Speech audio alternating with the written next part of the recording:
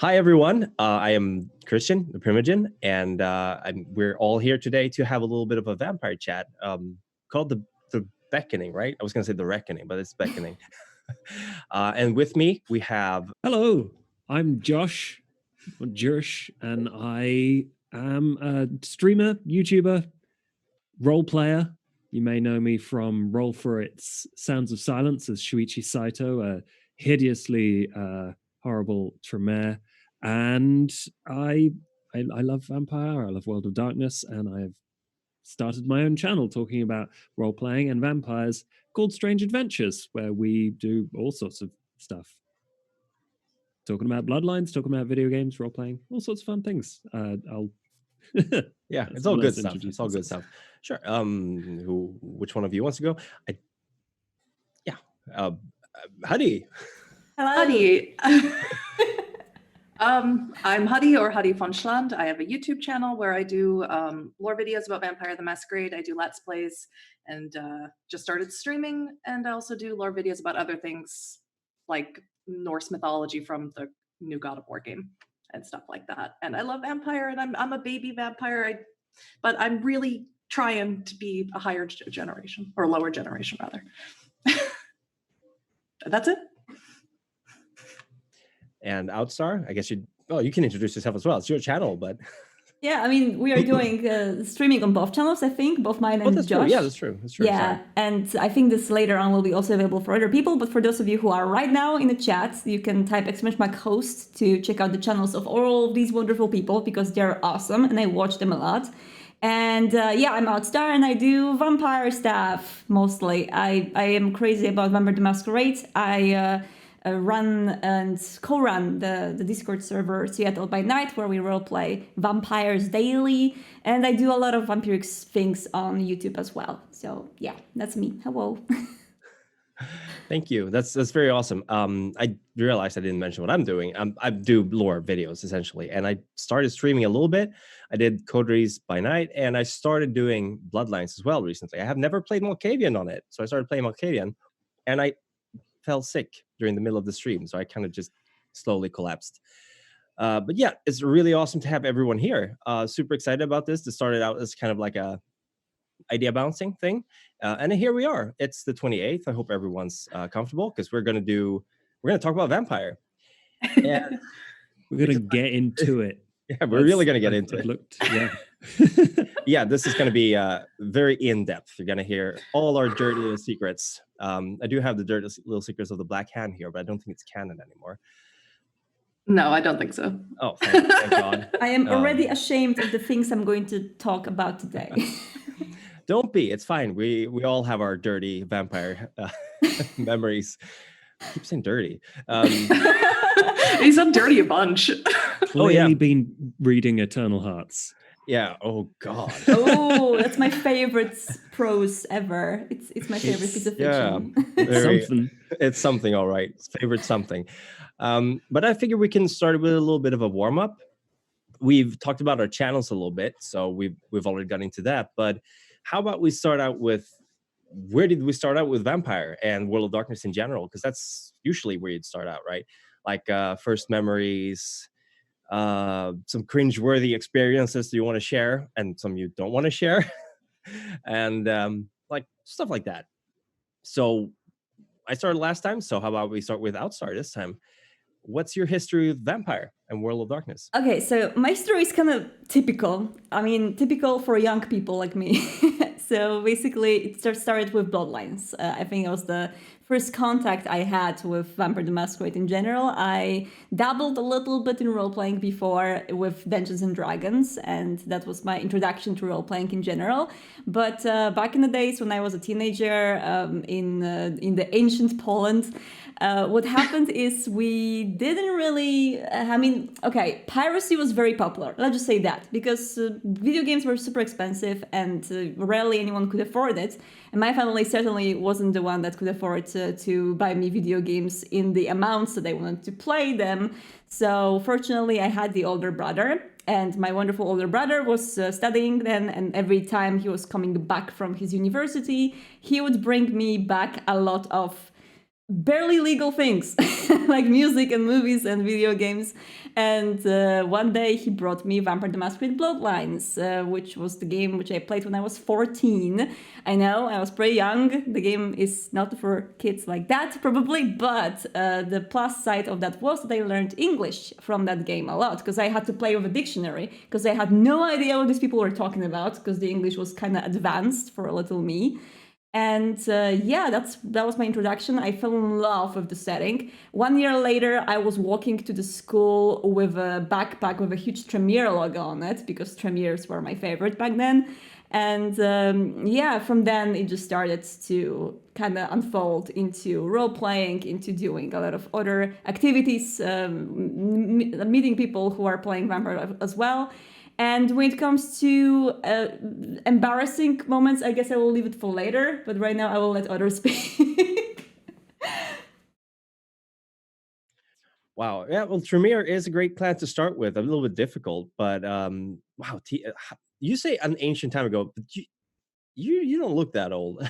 I mean, my real age is, it will be a Masquerade bridge to share Okay. it, so. Let's not tell the kind. I mean the mortals about that. Thank you very much. Who wants to go next? I can quickly go over my intro to the World of Darkness, which was I was asking my friends about a D&D campaign that they were just finishing up, and they were like, no, there's no room and it's almost over. But we're about to play this thing called Vampire the Masquerade, and it's modern day. I was like, that sounds way more interesting than medieval fantasy, because it's never been my scene, but I did want to get into role-playing. So fortunately, one of my friends invited me to this group. And of course, my first campaign in Vampire the Masquerade turned out to be a mixed players, as in there were mages, there were werewolves, there were vampires, all in this Gehenna campaign. And together, over a very long time, we ended the world together. And I will never forget my wonderful Nosferatu Alex getting his head smashed in by the strongest werewolf to ever exist. No. But yeah, that was my introduction. And then I realized gradually through this campaign that there was an entire universe of stuff that I'd missed, as I was a wee babby in the 90s, so I'd missed all of that. And eventually I just delved book after book and began, restarted my love of it with the 5th edition, basically. I rekindled it for me, and now I'm not going back. Well, that's relatable for sure. 5th edition, actually, when I first started, I was like, oh, this is new. I haven't seen these games in a long time. Thank you very much for sharing, Josh. And Huddy, do you want to tell us about your history with Vampire? Oh, sure. It's super short. I have a really weird background, really religious and culty religious, skirts and no makeup and no jewelry and things like that. So I always liked gothic and vampire stuff, and it was always very, oh, shh, don't talk about it. But as I got older, my cousin got a copy of the game. It was in Russian, so I can speak a bit of Russian, but I can't read it. Ooh. And yeah, I tried to help her play it, and she's trying to tell me things, and I'm just like, oh, whatever, stupid. I started my YouTube channel, and I got Bloodlines because I'm like, I'm going to play it. It's going to be good. And I loved it. I fell in love. I took the quiz and I got a Nosferatu. And I'm like, well, that's disappointing, but typical. I loved it. I named her Fugly, which was unfortunate for her. But I fell in love with the character almost instantly. And I got obsessed.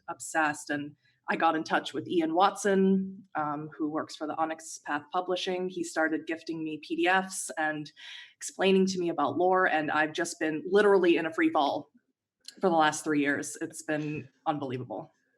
That's awesome. Yeah, I've been seeing you crediting Ian a lot. I didn't know he. Well, I know he's a big guy in the Onyx Path right now. He's like my guru. Yeah. Yeah. That's wow. That's so you're the youngest one of us, the baby. So I am the baby. We're the neonates, I guess you could say that. Okay. No, Being generous, I think, but no, sure. no. Okay, Ancille. So it's okay. As for me, thank you very much for sharing, by the way. As for me, it started out, I think I got I think it was my 13th or 14th birthday, and I got some money to buy a book with. And I went to the only role-playing game store in Stockholm. And I saw this Star Wars D6 role-playing game, the West End game, and I was like, I really want that one. And then there was a green marble book that I've seen a few times, and I opened it up. And being a 13-year-old boy, it opened up to, this is the embarrassing part, to the Gangrel. This is the revised edition, by the way. So the Gangrel. And I was like, that's an interesting book. So I actually bought it. I had a lot of trouble understanding it. Thankfully, I've been playing some computer games, a lot of computer games before, like Chrono Trigger and Super Mario role-playing game. So I knew some English, but it was very difficult to understand, and nobody wanted to play it with me. So it took another 2 years before I found a group to play with. And the storyteller for that game was like 10 years older. And he was like, okay, these are the books you're allowed to read. You can read this book. You can read it. You're not allowed to read these books. Oh, no. Yeah, he had a good idea behind it, though, because one of the books he told us not to read was A Dirty Secret of the Black Hand, arguing that he would destroy vampire for me forever. And honestly, he's not too far off. If I'd been 15-year-old when I read it, I would have probably not liked vampire that much anymore. That being said, I played it up until I was like 20. And then this was back in 2006, I think. So role-playing games in general were kind of not having a great time at the time. So I drifted off and played 4th edition Dungeons and Dragons for a while, which was 4th edition? 4th edition. Ooh. Yeah, it kind of got me off role-playing games completely for a while. And I was like, this is just an MMORPG, but in imagination land. And then I think it was this summer I started watching LA by Night. And I was like, oh, vampire's still going on. And then just down it went. I've been buying books every month, just stocking up on the old books. And it's just free fall, like you said, Huddy. You mentioned LA by Night, and like immediately, like the blood starts running. Oh yeah, Yeah, LA by Night has done so much for this game. For me, it's wonderful because LA by Night seems to really spread vampire to the mainstream a little bit more.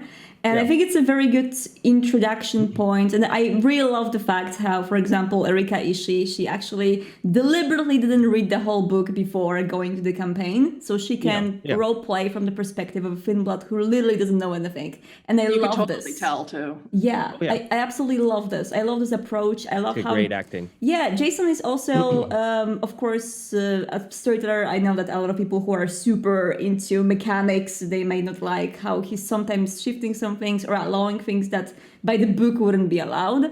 But I really like how he makes vampire approachable. And I think we need that because I really want this thing to get mainstream. You know, I want Netflix shows. I want HBO. Yeah, I agree.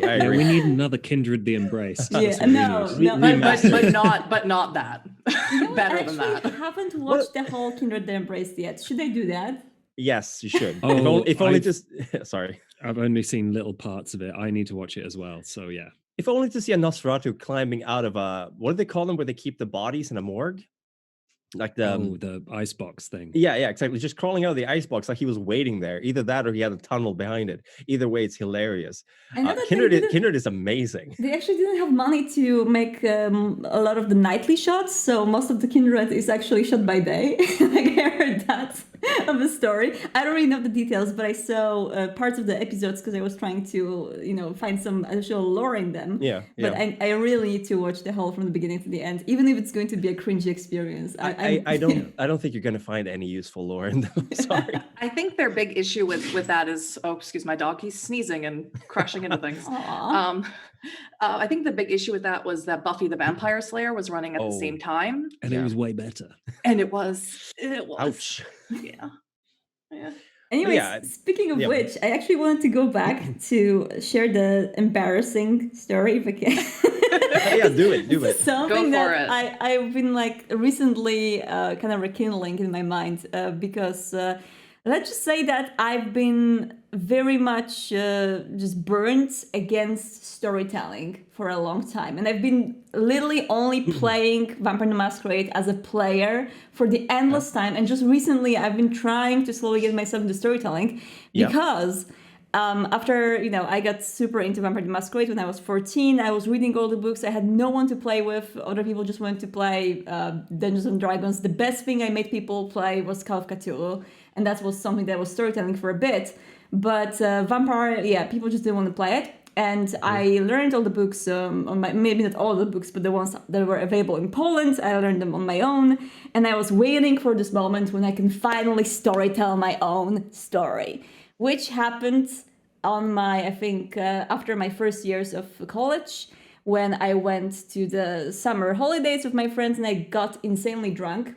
And I decided I want to storytell a vampire for them. And they were like, okay, let's do that. And I was really drunk.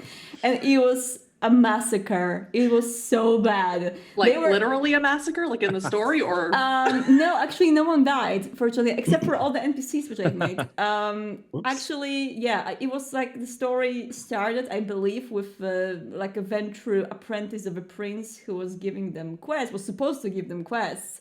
And she was on the high heels, and they almost immediately tried to kill her, and she was running away without celerity on her high heels.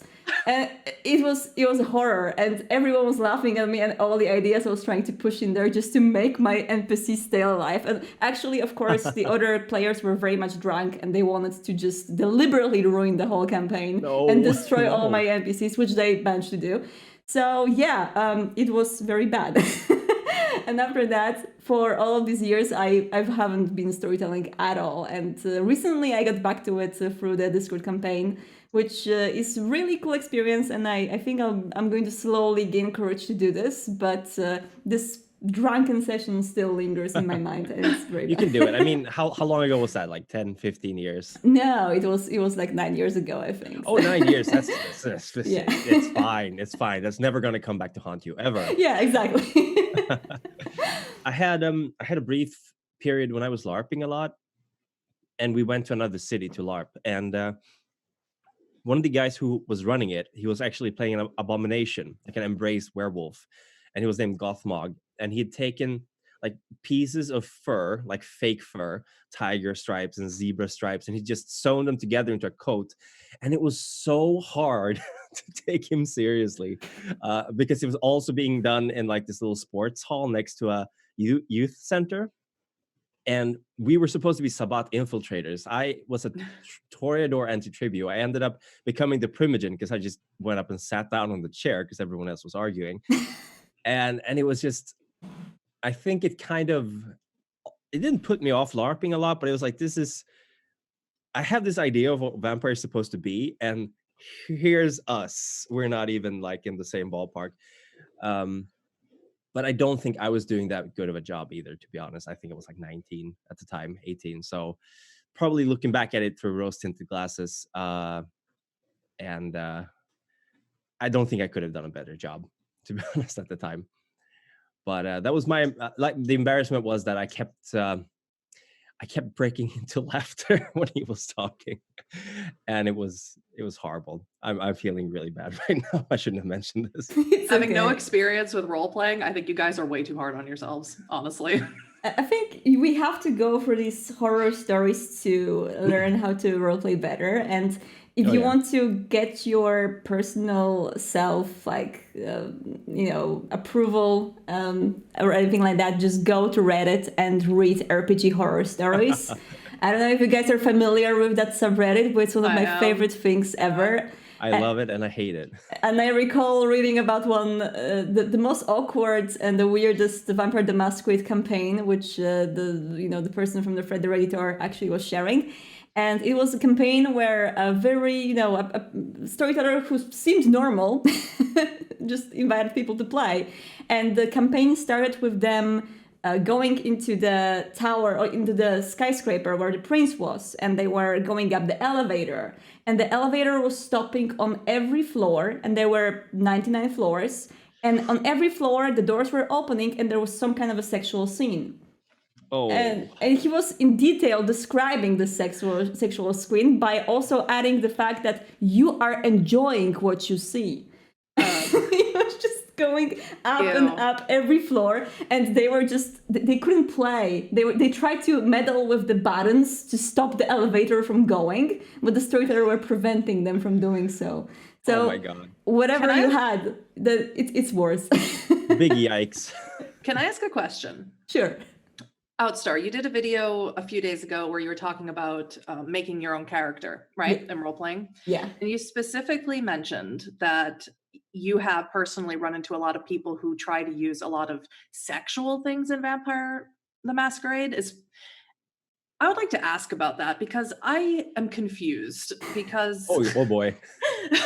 I'm confused because in version 5, of course, you know, if your humanity's really high or if you're a thin blood, you can have the sex and whatever. But I mean, why would you want to? Is it just because vampire's sexy? Is that what it is? Like, what is that?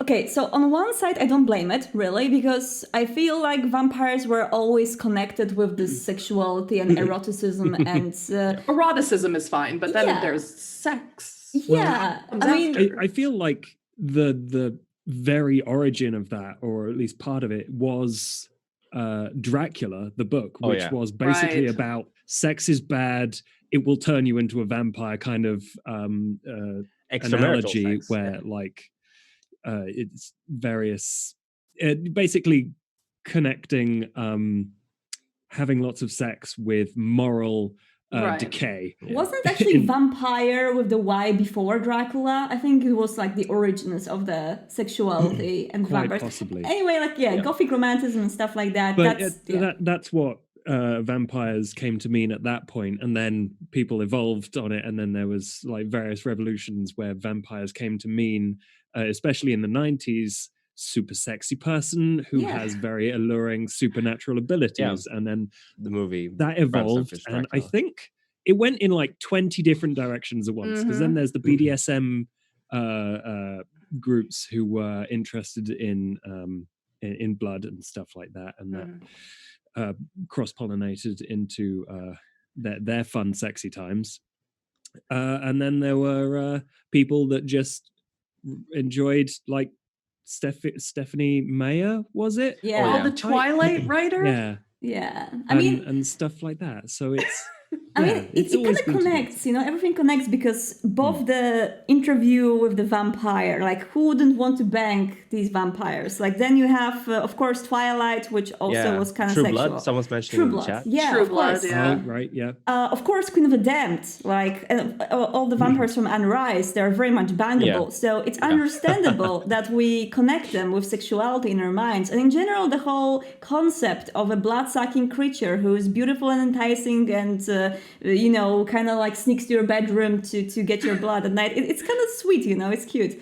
Oh, sure, yeah. Absolutely. So I think it's also like V5, especially like I don't want to throw any shade on V5, but it's the horny on main edition of the game. Okay, yeah, I disagree. That's my question. That's specifically my question about V5. Yeah. I disagree completely because I went back to V20 recently and I was like, what? I was, because I didn't remember these parts of V20 when I was reading that. Maybe I just like tried to push them away from my brain. But V20 specifically says that vampires, all vampires, not even like mattering of the humanity, they all can have sex and all of their bodily fluids are blood. It is specifically mentioning, there it is. The bloody orgies in the beds and stuff. So yeah, I think like it's V20 which is actually horny on main, while V5 is specifically saying you're not going to have sex or you're going to pretend to have sex if you have lower humanity, which I think is better, honestly.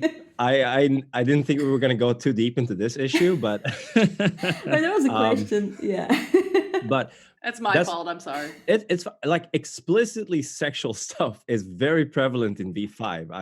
I feel. I know I was raised on the revised edition where they just kind of on the side mentioned that being a thing you can do, but you're not really interested in it. Same here. Yeah, but I think definitely starting with V20, it started getting more, horny on main, as we say. I mean, I do notice in the roleplay when we have this big roleplay server, and I am a part of a lot of other roleplay servers where, in general, hundreds of people roleplay together.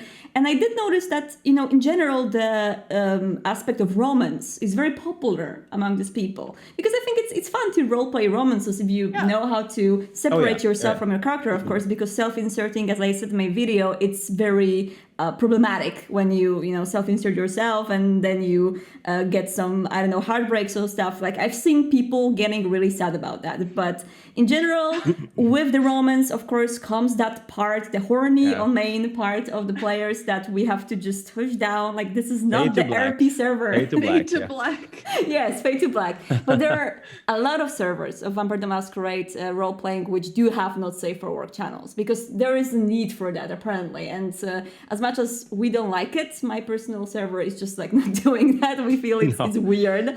I didn't notice that people have a need to do that. To each their own. I'm not king shaming. It's totally fine. No, if people want to do that, then the internet is free. You do whatever you want. But in my group, it's always like fade to black, because I really want to take that step in my friendship with my friends. Yeah, I mean, it's just like someone was actually saying that it is very hard to role-play explicit sexual scenes in an interesting way, actually. It's like interesting role-play is more about your personal emotions and your, the reasoning, the meaning behind why you're doing these things. So there's not much place in that role-play in describing literally what we were doing with each other's bodies. So I would say that it's just not needed, and it's fine to include the sexual themes, but I don't think they should be prevalent if you want to have a high quality of a roleplay. That's my opinion too. I think there needs to be that you can have romance without necessarily having to have overt sexual themes consistently. Yeah. I mean, then you had games like Bloodline, which essentially starts like, bam, right away. Well, yeah. Yeah. I really hope that we're going to have romances in Bloodlines too, though. Oh yeah, same. Oh, totally. Absolutely. I hope that we get to choose who as well. Okay, I know that we are not talking Primogen. I'm sorry. I know that Bloodlines 2 topic is going to come later, but I need to ask, who would you romance, guys, from Bloodlines 2 so far? Tell me. The prince, obviously. Alec Cross, I see. I mean, he's... I mean, he's a dad. He's that. I was gonna say that, but I was like, I shouldn't say that on stream. But yeah, he's that. Josh, what about you? Secretly powerful witch girl Elif, obviously. I see. And you, Huddy? The Toreador with the long hair, whose name escapes me. The Toreador with the long hair? You mean Luke Grant, the one with the big boobs? Yeah. Okay. I was very explicit about it, but yeah. I don't really know yet, but I think Victor Goga looks super freaking cool. The Tremere guy. He looks... Victor, what was his name? Victor Goga. It's Goga. He looks really Let me check this guy out. Guy with the glasses? The guy with the glasses, yeah. Yep. Oh, now I have to go check. Oh, yeah. Yeah, okay, yeah. It's a tough contender there for Vampire Daddy. Yeah, he's pretty good. Anyway, we're going to go to the next talking point. Talking about horny on main here. So what is the best thing about... I guess we've kind of been touching upon this a little bit, but what do you guys think is the best thing about World of Darkness and Vampire the Masquerade in general? Like, what part of the lore do you like, or is it the setting, or the emotions? Like, what gets you going back to the setting? Huddy first, yeah. The thing that I like the most about it is that it's exact. I think Jersh, I think you said it. It's not a medieval fantasy thing where a bunch of heroes can come into a town and do whatever and then take off, and then there's no real repercussions for them. It's that it takes place in the reality, and it allows a person to really explore dark things safely. That's really speaks to me. I love this answer. I guess. Awesome. Thanks. I've been thinking about it all day because I've been freaking out about doing this all day. This is the first time my face has been on the internet. Ooh, Live streaming. Oh, This is the first time. We're blessed, guys. Oh we're yeah. impressed. Yeah, definitely. Hashtag best. Great. Who wants to go next? I mean, I can say that for me it was the combination of two things. Back when I was a teenager and I got into Bloodlines and Vampire the Masquerade in the process, it was about similar what Huddy said. You know, the compilation of the real world with that World of Darkness, which made it more enticing. And, you know, as teenagers, we are all kind of not very much, we don't feel welcome in the world for a variety of reasons. You know, some of us are bullied, we have family issues, we have, you know, school issues or whatever. And I think all teenagers come through that phase where the world starts to be really grim and dark place. And that was certainly a thing for me. And I kind of found some escapism in World of Darkness, because for me it was like I was living in this small town, which was super uninteresting. There was nothing happening ever. I didn't really have a lot of friends in the town. I had a lot of online friends, but I couldn't meet them because I was too young to travel. So I remember going out and just, you know, walking with Bloodline soundtrack in my earphones on my MP3 player or Discman or whatever I had back in the days. And imagining that this world actually exists, you know, and that place, everything is much cooler than it actually is in reality, which was a very wonderful experience and a great way of survival of these dark times of being a teenager. But nowadays I feel, you know, when my life is better and everything is great and I don't need that escapism, I actually find this kind of twisted the other way around. I like the darkness and suffering of World of Darkness. I like the fact, you know, I often repeat it on my channel and people say I'm a masochist, but I love how emotional the campaigns can get. And I love the fact that my characters are being put through this horrible shit, which puts them through a lot of troubles, because it makes me feel a lot of more things than when I play D&D and I play to win, which usually what D&D campaigns they participated in were about. So I feel like right now for me it's just about these feelings and about, you know, this darkness of this world, the grittiness. The same reason why I love hard sci-fi, why I love sad movies, why I love horror movies, you know, it's just something that really keeps me feeling, you know, it keeps me feeling something special. I 100% agree. Yeah. Is it okay if I go?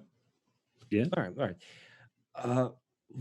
I agree a lot with the two of you before. That for me, when I started out, I always kind of wanted the world to be more magical than it is, and I was always really disappointed that it wasn't. I lived pretty much in the countryside and pretty far from my school, so I used to walk really long, just like you. I used to walk really long distances listening to music, and I have these like planning out how the world should be actually, like secretly, oh yeah, there's robots or whatever, you know, comics. And Vampire was so close to our reality, which is what I think appealed to me the most. That yeah, the World of Darkness is our world, but it's slightly darker. And of course, being a teenager, I was like, yeah, that's cool. I'm going to be a vampire. Everything's going to be amazing. Nowadays, I'd be like, yeah, I don't want to live in that world. That sounds terrible. Our world is terrible enough as it is. But I do agree that I also am the kind of masochist who loves watching horror movies and sad movies and like things that get me emotionally, get me invested. And Vampire is so much about the personal struggle to retaining your mortality, your morality, your humanity. And I think that's really something that you need to capitalize on. That's how you capitalize on. Yeah, thank you. Is that right? I think so. Because like if you're just like, it's fun playing the Sabato, obviously, like being monsters, but playing someone who's struggling with coming to terms with the fact that everything they knew about the world is different and that they're no longer part of that anymore is so perfect to me. Like a lot of other games that appeal to me are the same, like Cult, for example, the Divinity Lost game, very similar to that. I love it. And it's just like, yeah, the world is different. The world is different, and you don't actually want to be a part of it, but now you are, and you make the best of it. But I also really like the meta plot as well, which I didn't think I would, but now that I actually got into it, I'm like, this is good stuff. I don't know why people wouldn't like it. I think Beckett's Jihad Diary is one of the best vampire books out there. It's great. Yeah, that's about it for me.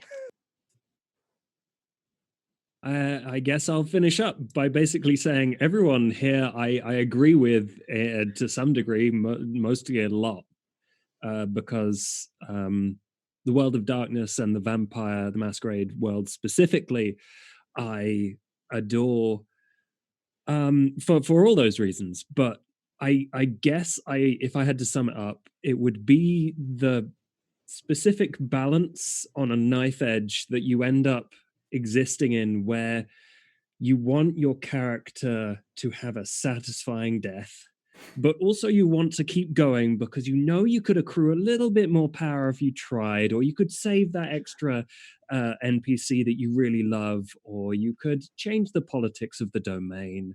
And you tend to try and, like, in your head, balance all these factors, and then you know your loyalty to your coterie, your players, your friends, your storyteller, the NPCs that you love, and just balancing all that in a character makes them I feel it in not all cases I also enjoy it for the breadth that it has, but when you're balanced on that knife edge, I am having the most fun, because no matter which way I fall, and I will, the satisfying splat at the end will be all the more spectacular for it.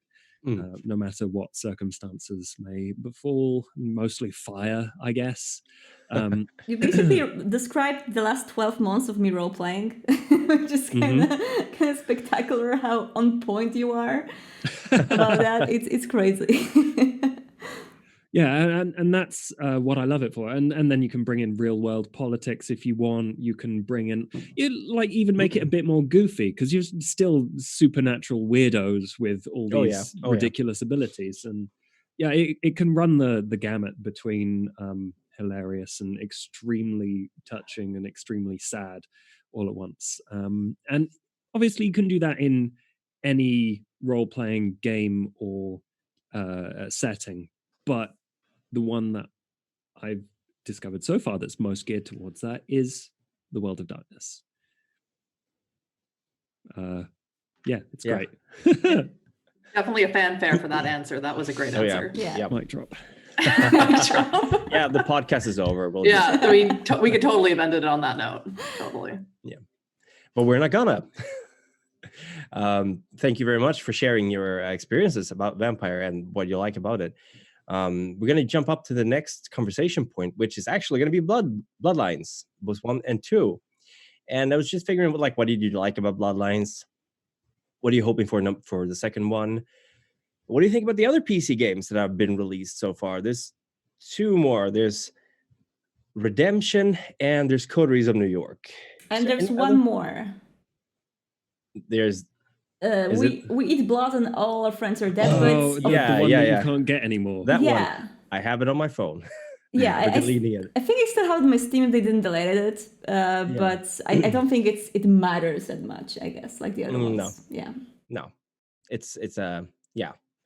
Well, we can start with should we do it chronologically? Like, should we start talking about Redemption? Who here's played Redemption, by the way? I've watched Outstar play it. Good choice. It's aged differently. I own it, but I rather watch her play it. Yeah, I bought it in the last sale. I'm gonna go through it at some point. Oh my god. I mean, I don't want to tell you not to do it, but I'm going to tell you that you should probably watch out because it's going to I'm going to tell you to watch her play it. It's going to be a painful experience. Basically, I did play Redemption 4 times total. I finished it 4 times now. And twice I played it on my own. Third time I played on Twitch stream, and it was on the GOG channel, and I kind of promised people that I will, do a full playthrough with telling about the lore and everything. And halfway, I was already regretting that. It was really painful. And then after I finished Bloodlines, I was doing a lot of vampire stuff on my YouTube, and people were talking to me about Redemption. I told one of my all-time friends who watch me on Twitch that I want to do Redemption Let's Play, and he was like, "You are insane and you're going to regret it." I didn't actually. I had fun recording it. I think it was fun in general, but the game is just very painful to play sometimes. Although this particular playthrough was, I think, easier because comment people were telling me a lot of like tips on how to be stronger, a lot of things they haven't used before. So it was just a blast to play because I went through the game like a freaking thunder and it was so easy. But in general, it's a game which has a lot of great things and a lot of absolutely awful things. It's like half by half.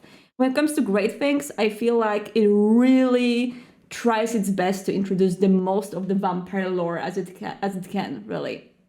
Clan lore, history, Convention of Thorns, the establishment of Camarilla and Sabbats and everything, the difference in between the Dark Ages and what is happening right now in the modern ages.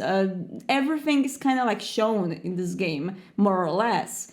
When it comes to bad things, the game is very typical video game the game. So you're playing as this, protagonist who doesn't really have any personality per se. Yeah. Christoph is just, I have a love of my life and she's a nun and I'm going to go for 1,000 years. God hates me. Yes. And I hate to be a vampire, but I have to be a vampire. And he's like inserted sad backstory package from yeah, I mean, no, he's this crusader guy, and for all of the eternity he remains a crusader and he remains this creature of God. He's the most bland and boring protagonist a video game can have. Absolutely. And the fun fact is there's a lot of NPCs who are super fun and they're trying to kind of get him out of his shell, but he remains in this shell until the very end of the game. Yeah. And the game has very fun dialogues, which sometimes get very cringy, but mostly are very fun. And like the worst of all, the gameplay just gets super tedious because it's just going through these dungeons where you kill immense amount of people and you diablerize everyone on your way with no repercussions whatsoever. But you don't get anything from doing it either. So it's just blood, I guess. So yeah, the game is just, I mean, it can be fun when it comes to the ARPG elements. There's a lot of loot to get. There's a lot of people to kill, a lot of ways to kill people. And there's some lore, which is fun, but there's just a lot of things in this game which are which get old very badly, let's say. I played it. I was 14 when I bought it. I actually bought it in the UK because I wanted to buy Diablo 2, but I couldn't afford it. But for some reason, Redemption was cheaper. I bought it and brought it home, and I couldn't play it on my PC, so I had to play it on a friend's PC. And I think we spent about 6 hours trying to get through the second dungeon, which is a Cappadocian monastery. And then we were like, fuck this. And we downloaded a mod. Let me guess, you stumbled upon Mercurio and I couldn't kill him because a lot of people just like stopped playing on Mercurio, who is just like a side boss, but he's the hardest boss of the whole game. It was so hard. And I was 14. I didn't know anything about this. So I was like, let's just download a mod for it, or a trainer. That's what they were called back then. And we hacked the shit out of the game, then just stormed through it. I do recall you get a werewolf arm at some point as a weapon. Do I misremember that? I think so. I mean, there's a claw or something. Oh, like that. Werewolf claw. Yeah, I think you get one of those. It was like the booklet for it, which I don't have anymore, was really well done. It was done like a small lore book for Vampire. It's beautiful. It's actually, it comes with the GOG version. So if you buy the game on GOG, you get the manual in the PDF form. So it's a great manual for it. Yeah. Good illustrations. But it's aged like milk, like someone said in the stream. Not well. I'd recommend watching a playthrough of it, preferably even one with just the cutscenes, because that's really all you need from that game. And Christoph is still around. He's in the Jihad Diary, I know. Yeah, and Serena is in the new book. The Cults of the Bloodlines actually mentions Serena. Yes, she's alive. Nice. Yeah, so it's something that I shared in the video today because I was able to read the full manuscript of the Cults of the Bloodlines, and fortunately they do mention Serena. She's alive. She's in Jerusalem, I believe, but the book doesn't actually mention what she does exactly. Just that she still is there. Serena is she Giovanni? No, Cappadocian. Okay, cool. She's still around. That's wow. Yeah, the traditional Cappadocians are still there. There are not many of them, but they are still there, and The book doesn't really say, because you can play as the Hashbringers of Asher, which are kind of a compilation of Cappadocian and Harbingers of schools. But there is a mention of the classic Cappadocians, which are apparently still there, and maybe in the future, in the V5, they may join the Camarilla. Like, they have plans that this may happen, and it will be lovely. I would love that.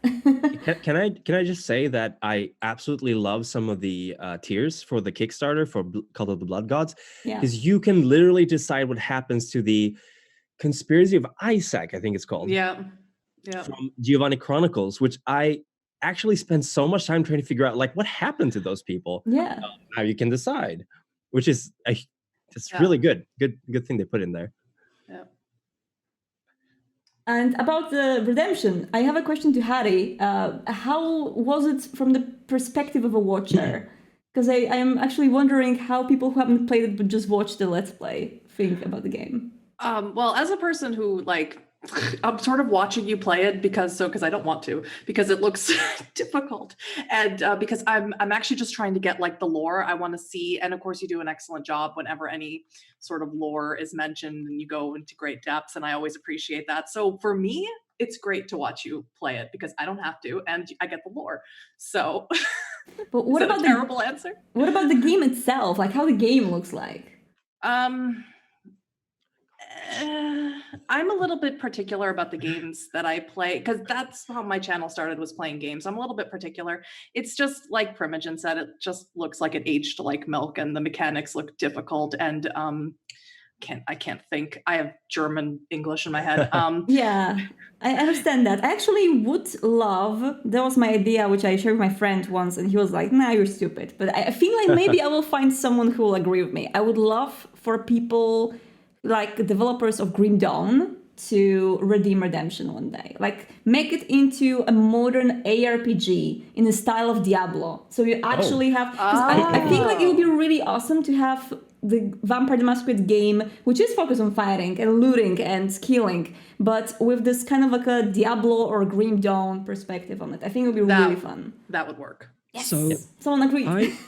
I would That would love that work. in the world. I would like that for, I don't know how they're going to do Werewolf Earthblood. I That's know. kind of what I want for that a little bit. Oh yeah, just I- go around murdering. Yeah. Yeah, Just- but I think they're going to just go with what Cyanide does usually. I'm not sure if you played Call of Probably, Cthulhu. I like the Call of Cthulhu from Cyanide. It wasn't the best game on the planet, but it was enjoyable. And if you're going to do something like that for Werewolf, I guess it's going to be, a game I will play and probably enjoy. So we'll see. But Which Call of Cthulhu did they do? The Call of Cthulhu, not the Sinking City, not the Call of Cthulhu Dark Corners of Earth, just Call of Cthulhu. Yeah. Okay. Yeah. Yeah, I just want to say that for the time when Redemption came out, it looked fine. It looked really Well, yeah, of course. This was before Warcraft 3, I think. So, and it's a 3D game. And it also has an engine for storytelling your own games in that setting, which I just remember we didn't mention anything about it, which was pretty whack at the time. I think Neverwinter Nights had that as well. Mm-hmm. But yeah, this one was real. Like, it was very complicated. I never got it to work, but I was 14. But that was a really cool feature. So that might be worth getting back to as well. I did not know that. Yeah, and it's funny because actually the main game doesn't get rid of things which are only for the people who play this particular module. So for example, when you are already a very advanced vampire, you still get items for humans only, which are meant for this multiplayer campaign. Oh, there's still people using that feature? Wow. Someone, the Onyx Path just... I've never got into that, but it sounds super interesting. It is cool. It's a very powerful, if you know what to do with it, it's pretty good. Should we move on to the second game, the one that introduced most normies to World of Darkness? Hey! Bloodlines. Jersh, you wanna kick it off? Yeah, okay. I didn't play it when it came out. It was already a cult classic by the time I'd got my hands on it. But I played it the first time around as a gangrel, I think, and I ended up getting,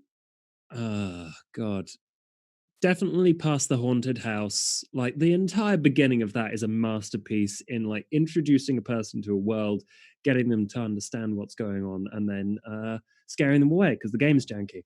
But like the entire Bloodlines game is slightly goofier than most World of Darkness stuff. And Yeah. I really think that kind of balance between goofy weirdness and silly characters, and then like blood everywhere when you're like trying to find a reporter who's wait, was that the reporter who had the snuff tape with the, I think so, yeah. Anyway, it cut a real nice balance between those, and the story element is definitely what pushed it forward for the first few years, I imagine, before the mods came in that made it playable. But I thought it was a really fun story. It made you do some very basic but also relatively interesting decision making between, I guess, the Anarchs and the Camarilla mainly, and it made you feel invested, like just Absolutely. by telling a lot of story through player interaction. Like I feel like a lot of the videos that I see about the game are mostly most of the gameplay they show is like the hacking and slashing or the sneaking around or something like that. But I feel like 99% of the time I played it, I was staring at like at this section down here of the game, listening to people talk and making decisions about what to say back to them and deciding how sassy to be and whether they bite my head off for it. That's what I loved it for. Giving the Baron a hard time is always fun. Well, I mean, they're Anarchs, they deserve it. Just putting that out there. Just Abrams. I mean, there's a reason we don't have an Anarch free state in Europe. Just saying. Oh, shade. But yeah, Bloodlines 1. I played it when it first came out, and that was just slightly before Half-Life 2 was released. So this was the first Source engine game that came out. Wasn't it the same day when Half-Life 2 was supposed to release? I think. Yeah, I think they pushed Half-Life 2 ahead a little bit. So it was released on the day it was supposed to be. And you could tell that the developers did the best they could with the engine. Like the first thing that got to me were the eyes. Like the eyes, and they still look amazing in the game. But what I really liked about it was just like Josh is saying, that it was self-aware enough to kind of tune it up to 11 when it comes to the World of Darkness. And I knew very little of American, like I knew very little of the meta plot in general. So when Beckett came around, I was like, okay, that guy's probably important. But man, just the Sabbat, the way they included that's Mitzi, for example, and just Andre, and they just made him different from the other Sabbat that you meet. Was such a nice touch. The writing was really top notch. It bugged out on me because it crashed in the Society of Leopold when you're escaping the underground cave. That's the box version, what it does. Basically, when you buy the game in the box, then you cannot go past the Society of Leopold, because when you escape the Society of Leopold, when the countdown happens and you try to get on the boat, that's when the game ends, and you cannot actually get past that. Yeah. So I had to go into the, what is it called again? When you press the button next to, basically I had to hack my way past that. So it skipped everything else up until the Venture Tower. No. So, yes, I was like, okay, that's weird. And I got in and I think I killed LaCroix, and I was like, what? What happened? and then I didn't play it for another 4 years. And then I played it again as a Tremere, and I loved it. And since then, I haven't played it through. So I haven't finished the game in 10 years. And I'm really looking forward to playing through it again, because very tired of Santa Monica. I've done Santa Monica like 20 times, but the rest of the game is amazing. I think. How can you get sick of Santa Monica? Yeah, it's true. But after a while, Not me. Yeah, but I really like it because it really knows its lore. It doles it out in really good portions to the player. It doesn't feel overwhelming. Well, it sort of allows the player to choose what they want to know because you don't have to ask all the questions. Oh, yeah, that's true. That's true.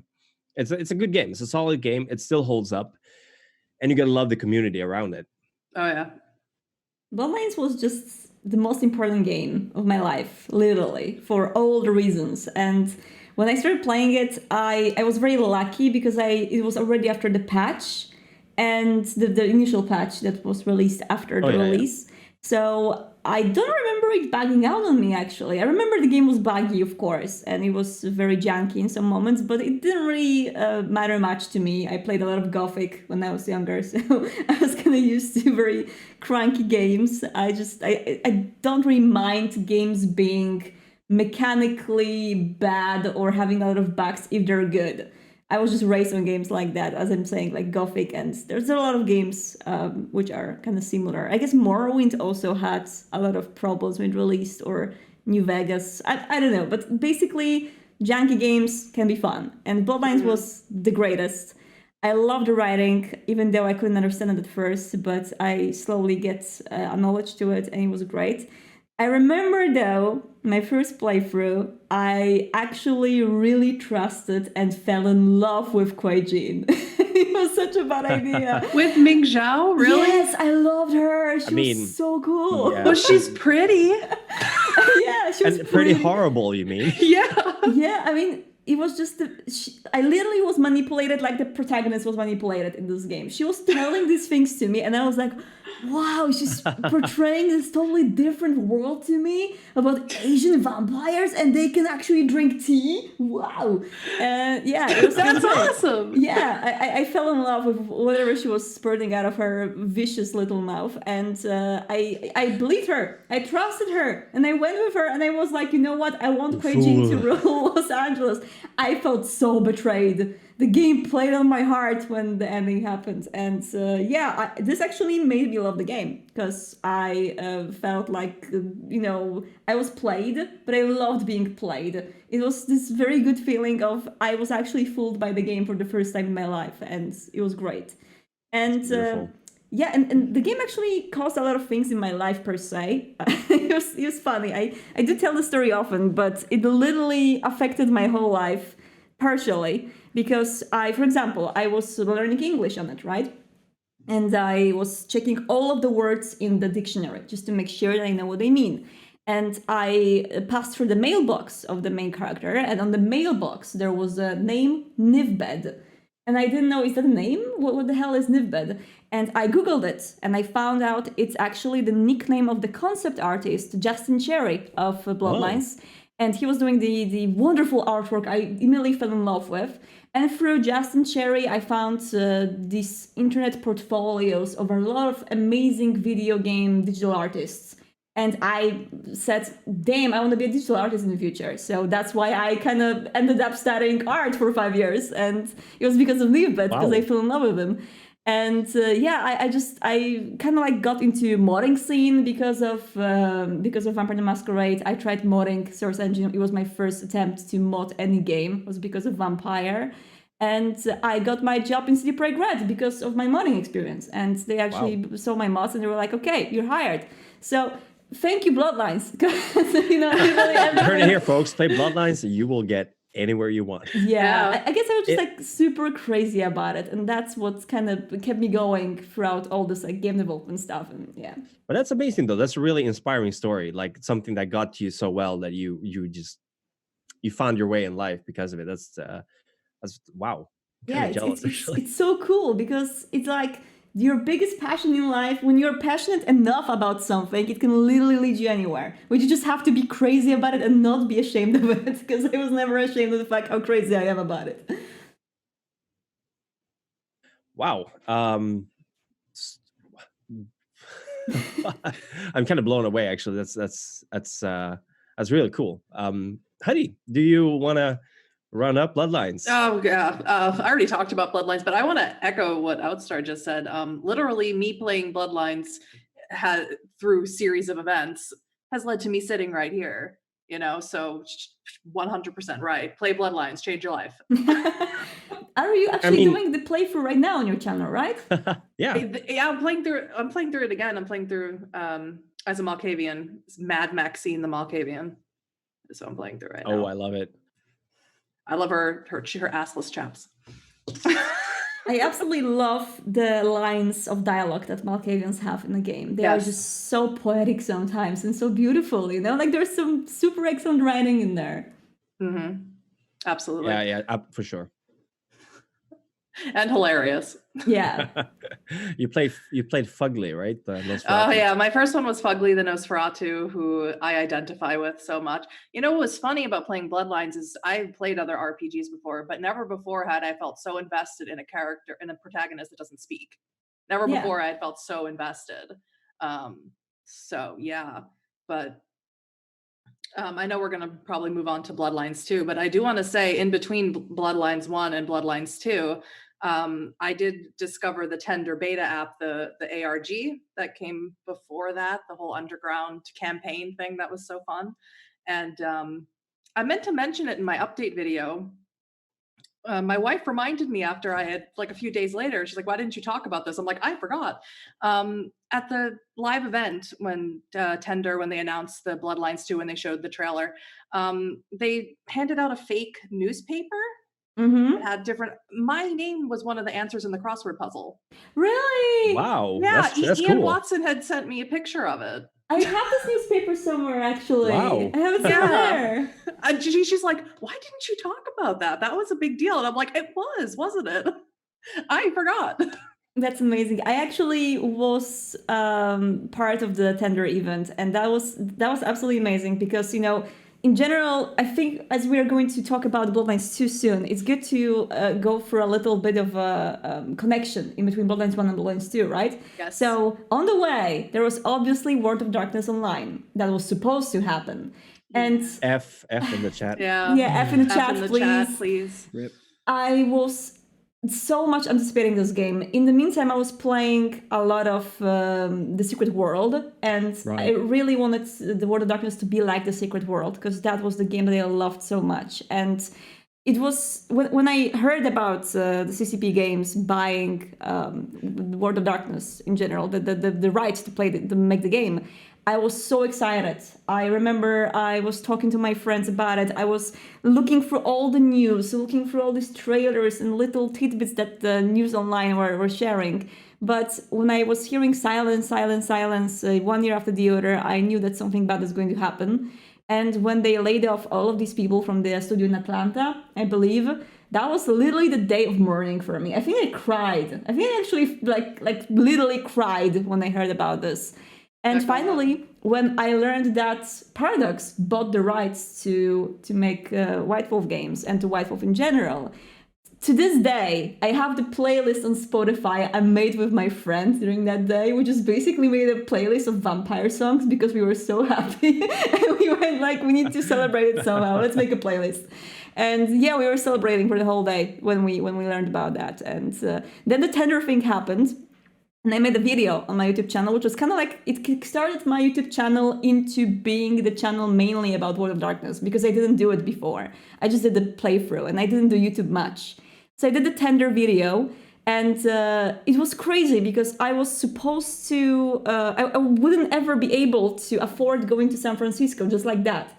But because I was making my game, which I'm still making, by the way, and we are releasing it next year, I got the scholarship to go to GDC in San Francisco. And then they announced that the Tender event is going to happen during the time I am coincidentally going to be in San Francisco. So it was such a freaking wonderful set of events. And I obviously just started writing to them, please get me an invite, please get me an invite, which I finally got. And when I went there, it was just all my dreams came true in one night. It was everything. I bet it was an awesome night. Yeah, like I remember standing in the queue to the event and Jason Carl walking, like greeting everyone. This was the first time I saw Jason Carl in real life, and I was like, what is he doing in the sun? It was like sun shining on him. I was like, what? Oh, wow. It was great. But yeah, I mean, that time period from the essential layoff of the people working on White Wolf,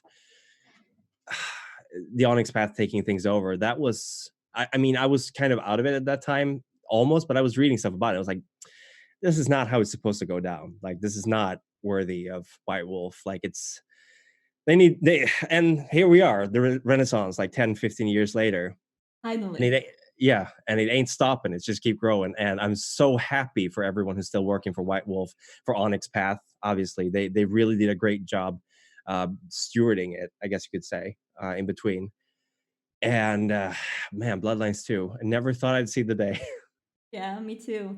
I didn't know actually when I was in the Tinder event, although people were like afterwards were asking it, you didn't know really?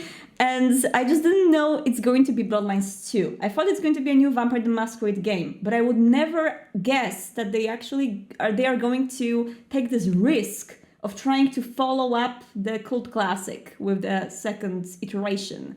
And I'm just blown away by what they're doing, and I'm very happy with where the development is going from what I've seen. Speaking of which, have you guys seen the gameplay so far, like the closed doors gameplay on ParadoxCon? I have not. Yep.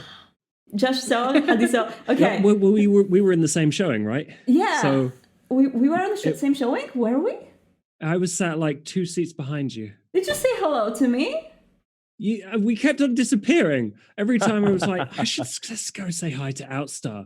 You were gone. You were like, Damn. Like there are so many people I wanted to meet, including you during that time. And that's a con curse. Unless you have a specific time and place decided, you're doomed not to meet up with each other. That's just how it works. So, Josh, what was your like impressions of what you saw? I kind of wanted it to be jankier. Like I wanted them to really show, right? No, but you know why, right? Because Yes, I do. it's not Bloodlines otherwise. If it works properly, it's not Bloodlines. You know And I what? was looking at this I had like, the sure, same he's impression. It's so funny. That is not If what I he's not expected walking you to into say at walls- all. he's not getting stuck I on completely scenery. agree. I completely agree. Exactly. If you accidentally open a door you're not supposed to open and the whole game crashes and you have to go to a save Oh 2 my hours God. before, if it's not that, it's not Bloodlines. I want the doors to kill me. I want them to Oh, yeah. kill me. You want to get stuck in the door. You want to fall through the floor and get crushed by a Tsumitsu. And then melt together with an NPC. Yeah. It's a lot of people clearly were concerned about the action parts of the games that they'd be able to do, and it looked like that would be fun, and they're clearly evolving that. But honestly, all of the parts that matter to me were the story parts, the dialogue options, the characters, and they were so rich and full of potential for me. And then in between that, I was like, come on, get stuck on the scenery once. Come on. And he did. And then like bouncing off of things, he's flying through the air with the Chiropteran ability. That was great. That was all I ever wanted. And then they were like, but we're fixing it. And it's like, goddamn game devs doing their job properly. Fix it. Release a DLC with all the fixes in it. You don't have to get it. You can buy it.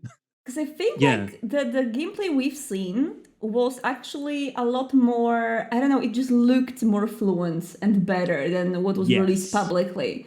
So there was a lot of more combat elements which were shown too, like for example, climbing on a wall and jumping down and pinning the enemies to the ground, which was super fun.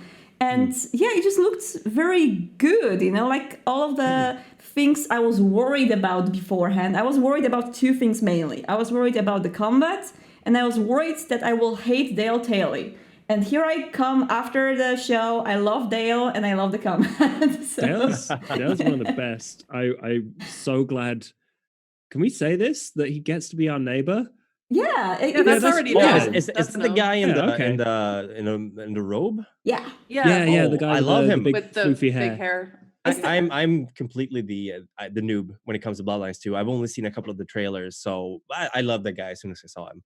Basically lived it for a while. Can I humble brag about a thing quickly? Oh yeah, for sure. Go for it. So not this year, but the year before, I was at ParadoxCon. I just wrapped up a talk about Stellaris YouTuber Wars, and we were behind the scenes. We were talking about all the things we loved that Paradox were up to.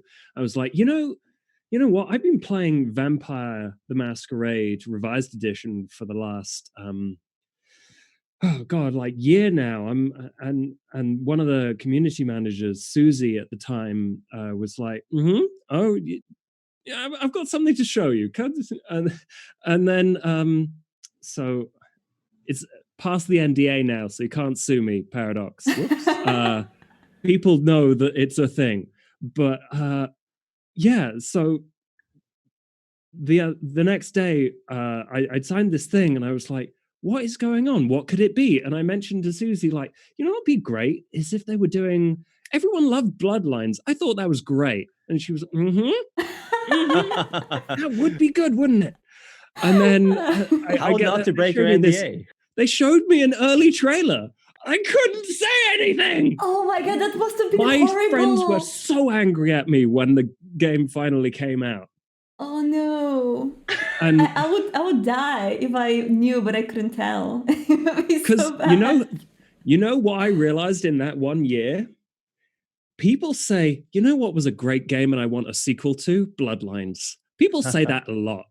Oh, yeah. They used to, that's for sure. And I was just sitting there going, Oh. I would So tell that that's- story sorry. to everyone if that was my story. Oh my That god. was So bad. I that have was my like humble there's brag. so many wonderful things going on right now. It's basically a renaissance of Vampire the Masquerade.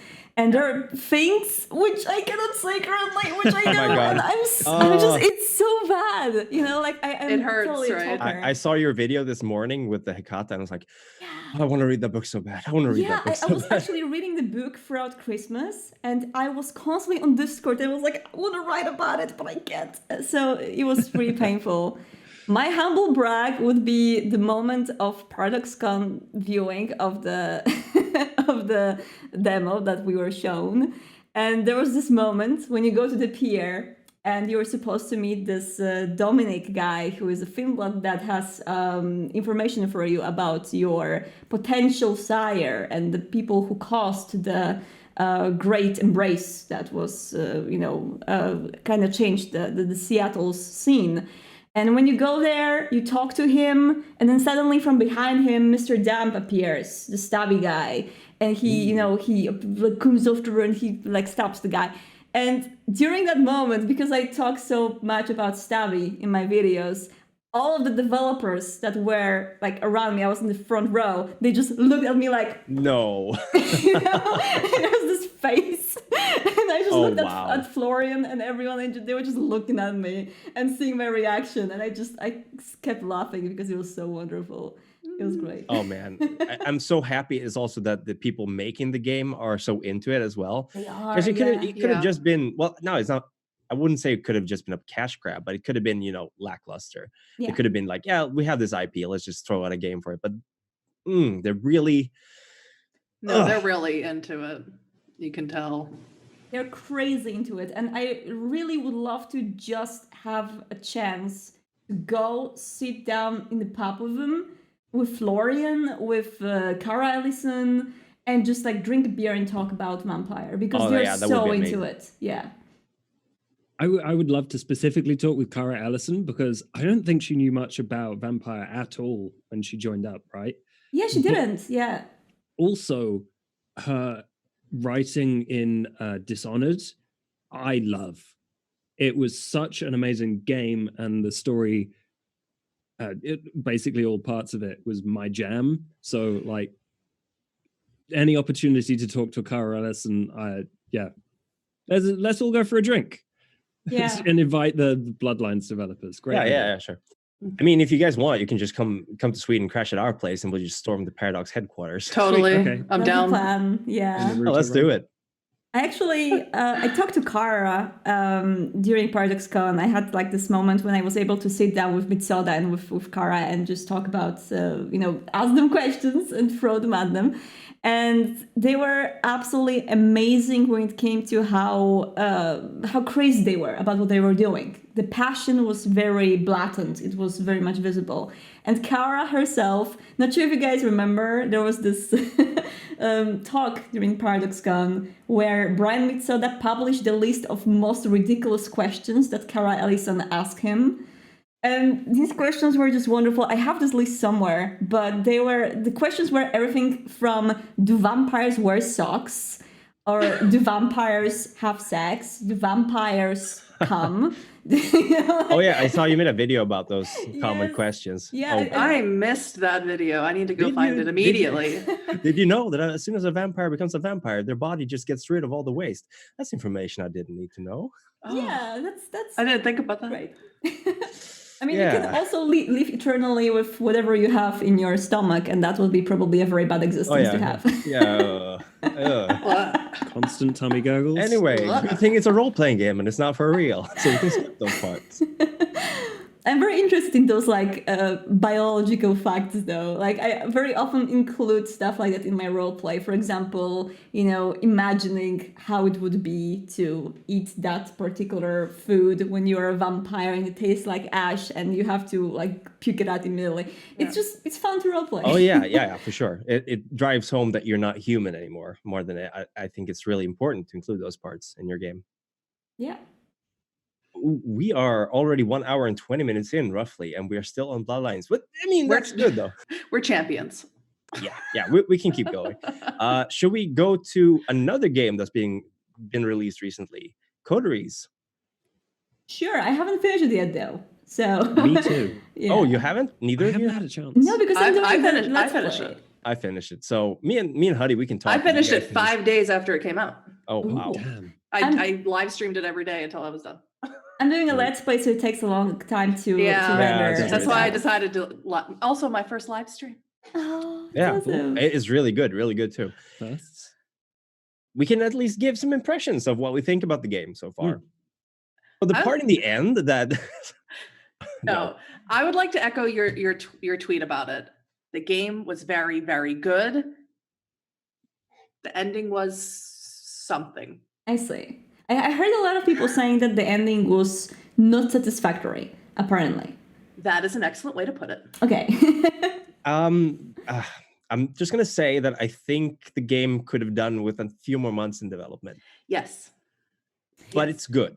I love the graphics. I love the characters. The atmosphere. Atmosphere is amazing, but it could certainly have done with a little bit more time. And that's all I'm going to say about that. I would also like to say it definitely captures what it would feel like to be a vampire modern nights. Oh New yeah, York. yeah, for sure. Captures the feeling. The framework's all there. Could just do a little bit of tweaking, in my opinion. Yeah. DLC. Give us DLC for it. DLC, yes, please. They are actually very much into doing DLCs potentially. I talked to the devs. I met them. It was kind of funny because they're Polish. And Yeah. when I Oh, was trying to get to the ParadoxCon, there was the staff entrance, and I right in front of me in the queue, there were these Polish guys who couldn't get in because apparently there was some problem with the list or something. And I was like, "Hey, you guys, Polish coteries, right?" And we immediately recognized each other and started talking. And I was actually, if I have to be honest with you guys, I knew that these guys, they didn't make a lot of games before. And they were a starting studio that they did a lot of games from different sides of different genres, let's say. And after I heard that they are going to be the studio that will do the new Vampire the Masquerade game, I was a little bit afraid that they are maybe not very much into the setting. Maybe it's just hey, there is money in it, so maybe we want to do it this way. So that was my fear. But after I met them, after I talked to them, I was I was stupid to think that, because they are as much crazy about the setting as I am, probably. And they are really much into it.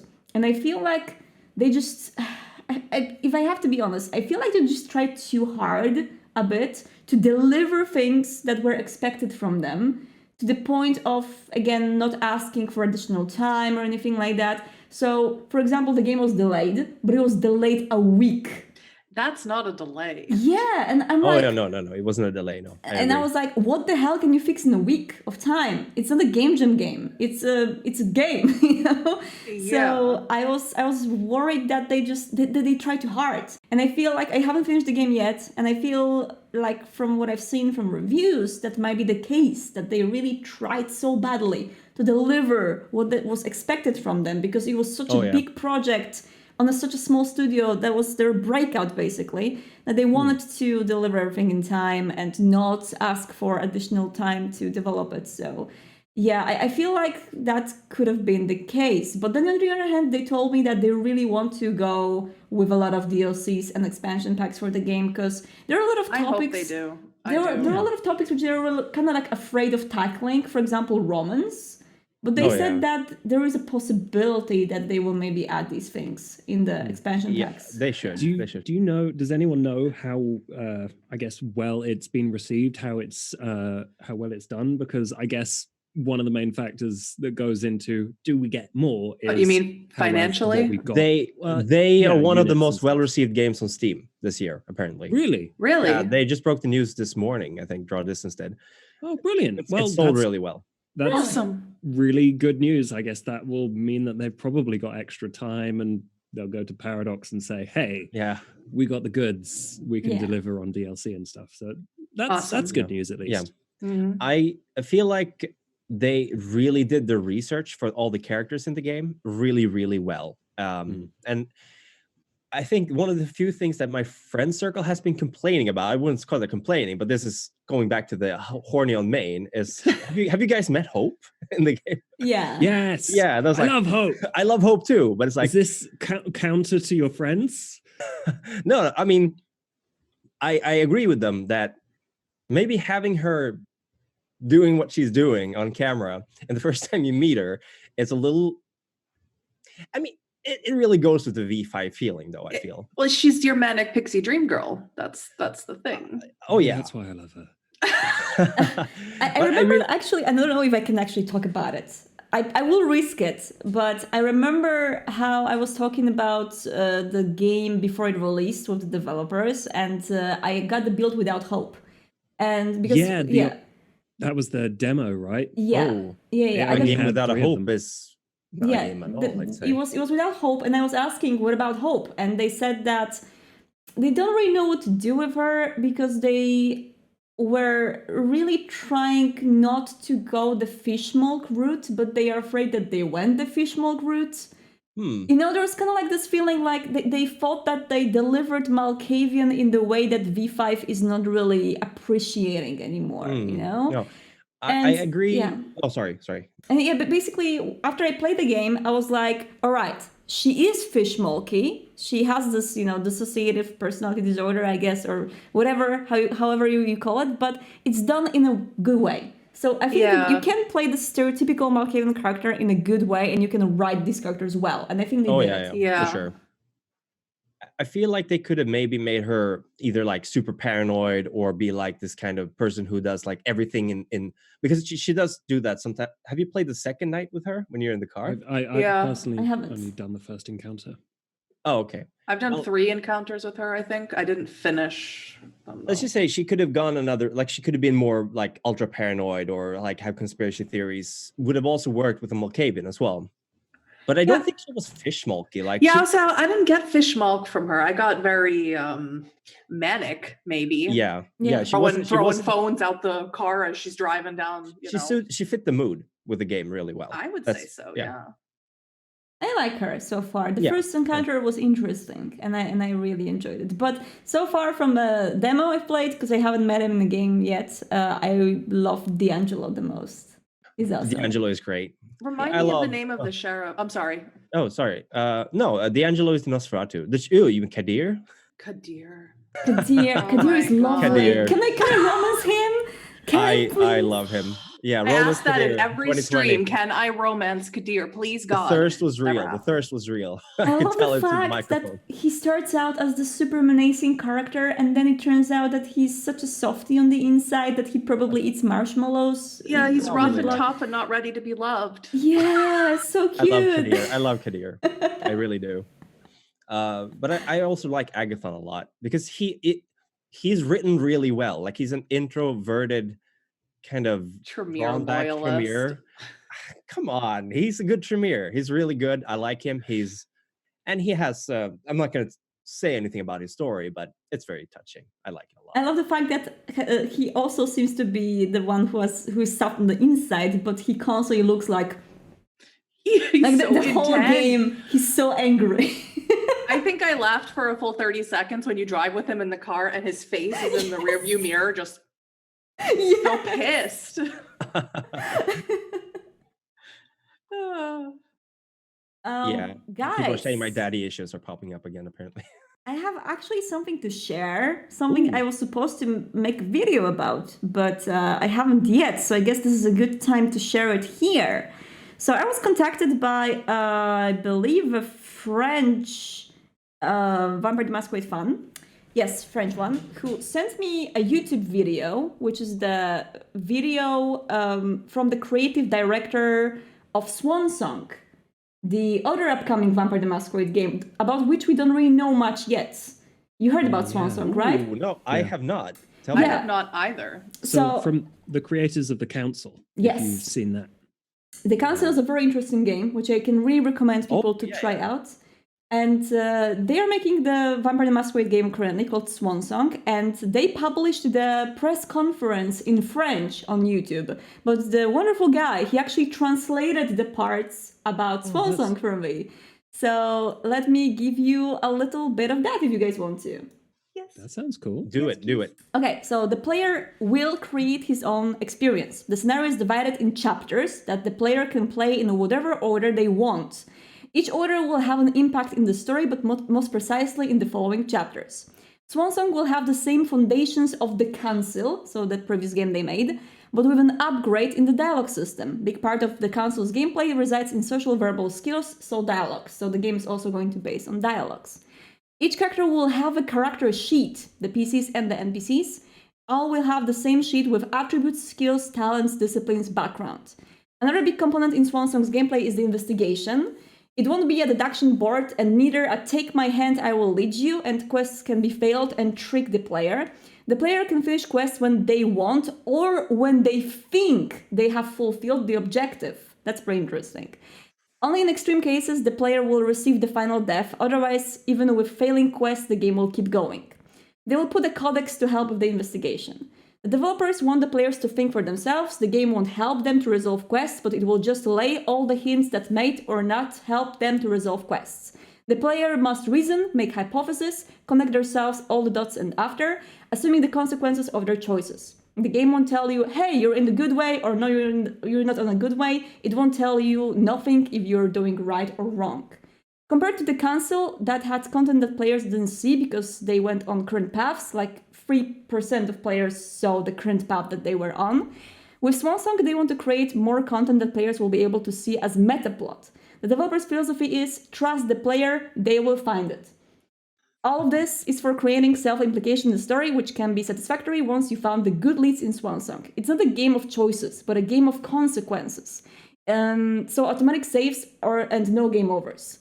Whatever you fail or succeed quests, the story will take account of it, and you will unlife with the consequences. That can be at short, medium, and long term. Gameplay consequences, attributes, skills, dialogues, skills explorations, skills knowledges, clans disciplines, traits, talents, and backgrounds. All that the vampire player can expect. And there will be different endings, of course. So that's what I have. Ooh. Can we give a round of applause for that? Amazing. I am really into it. I am really into this idea. I'm unliving. Yes. Wow. I want to get my hands on that game now. When I first heard about it, it sort of made a lot of sense that seeing as Paradox seemed to be, I guess, investing in the world of darkness, basically, right? Clearly, someone at was it Big Ben Interactive, or I forgot who developer Big Bad Wolf or Focus. One of them, whoever developed the Council, went to them and was like, "We have the Council. We can use this to make a super awesome vampire story." It all kind of clicked into place. Yeah. Yeah. I'm actually thinking if I should probably tackle the Council on my YouTube channel before that game releases, because I think Council is a super interesting game. For those of you guys who don't know it, it's a game in which you have a part of the alternative history and you actually talk with the historical figures, like Washington, for example. It's super interesting. That sounds right up my alley. I'll have to check that out. And it has a very interesting graphics too. The faces are a little bit weird, a little bit grotesque, but I really liked how doesn't bother me. Yeah. Yeah, I mean, also kudos to the Paradox for having the courage to be like, okay, things didn't go as we planned, but take two, here we go. Who do we want to have working with our IP? Yeah. And making really good decisions while doing it.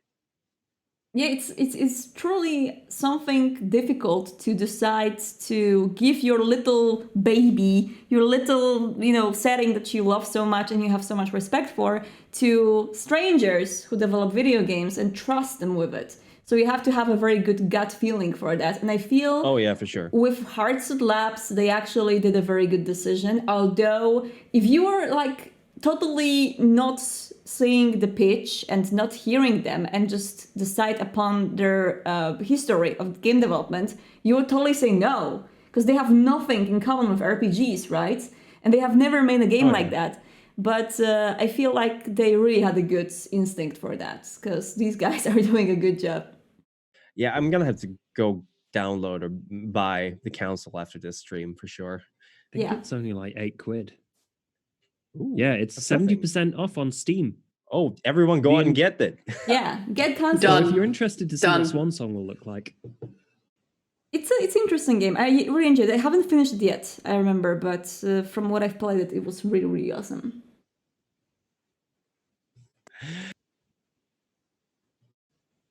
Yeah, 2020 is going to be, I don't know if it's going to be in 2020, Swan Song, but holy moly, I can barely keep up with all the stuff that's coming out. I'm very happy that they delayed Bloodlines 2. It's one of the best news we've ever received, because like when I heard about Half-Life, I had flashbacks, and they weren't very positive flashbacks. Like, if they're going to release Bloodlines, another Bloodlines game with another Half-Life game, we're going to have the repeat of the history. But I mean, honestly, wouldn't that just be history coming full circle? Finally, we can have clocks instead of door handles and multiple spawning NPCs. Yeah, I feel like it will be... It could be maybe funny to have these games releasing at the same time and then to realize that this time Bloodlines is a better game. I think it will be a very satisfactory experience from a person who is a fan of the series. But then again, when I see the release pipeline for the beginning of 2020, I am just afraid that Bloodlines would be completely, pushed down by Cyberpunk, by Final Fantasy VII Remake, and all. Yeah, I have the same. Ooh. I have the same worries myself. Yeah, I get a lot of people asking me about that on my channel, and that is generally what I say. It's sort of like a we'll see. I feel like Bloodlines is really, it's being released in a good time though, because interest in World of Darkness is coming up, and you've got LA by Night, you've also got Seattle by Night, which we haven't mentioned is a really, really good podcast. It's totally different. It's Tacoma by Night, because they actually never go to Seattle, Maine. Okay, it's Tacoma by Night, but still, it's so funny because it shows a completely different side of playing vampire. Yeah. But it's still very true to the lore. I love that. And I think both of those, as well as like Red Moon role playing with doing the Hikata stuff now. It's with Jason Carl as he's one of the as a role player, players. Yeah. I've been trying to keep up, but I do not have enough hours of the day to listen to all these podcasts. I literally, over the holiday, 94 hours LA by Night. I binged the whole thing. Whoa. Because I wanted to make a video about it before season 4. So I'm like, there's way too much. I'm not going to remember everything. I got to start at the beginning and just go. And that was my whole holiday. Yeah. Have you actually heard the details that Josephine shared during my stream about Eva? Oh, I didn't watch that one yet, but I will watch that. Oh my God, tell me now. Cool. Okay, so basically Eva, Josephine, actually joined the charity stream, and she really wanted to give an incentive for people to donate to the charity. And she was saying that, okay, every $150, I am going to give you details about Eva's backstory.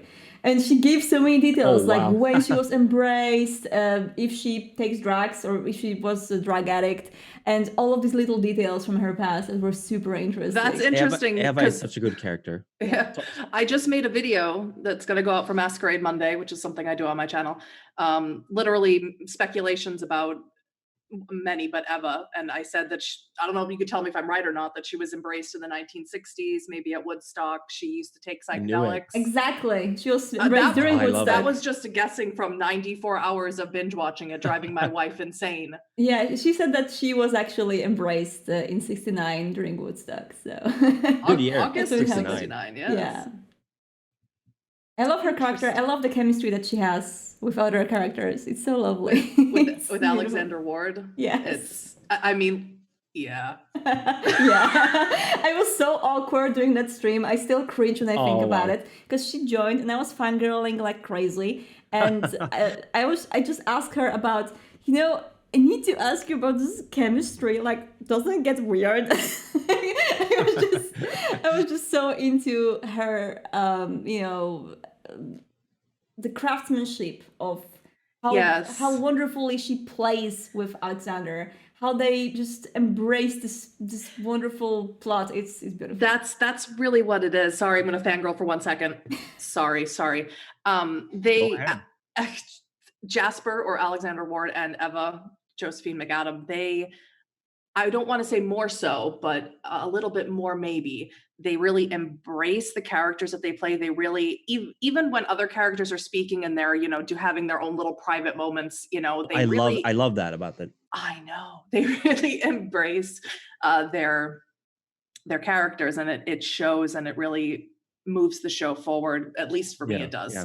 I I'm like catch living myself- for every scene. I catch So- myself constantly looking at Alexander when I watch the episodes in which he is, because he constantly does something in character, and I'm like, I'm always looking at Victor. Victor is like my inspiration. For I that. do love Victor. He's He is great. very funny. So since we're on this topic, what's your favorite scene from LA by Night? How much Josh, have time you do you been have? watching it? Is it bad that I've only seen the first season? Yes. That's I fine. don't know. No, actually, had I've seen time. only 2 first seasons in full, and the rest of them I just skipped because I don't have any time to watch the long ass episodes that they do, unfortunately. So I only skipped ahead to know what the plot is about, and I watched the most touching moments, I For guess. shame. Yeah, For but I haven't shame. watched the Skipping whole. ahead. Yeah. I have I no can tell you a life. favorite scene All right. Yeah, go for that it. I particularly remember. I really enjoyed the bit where God, what's the Von True character's name? Victor.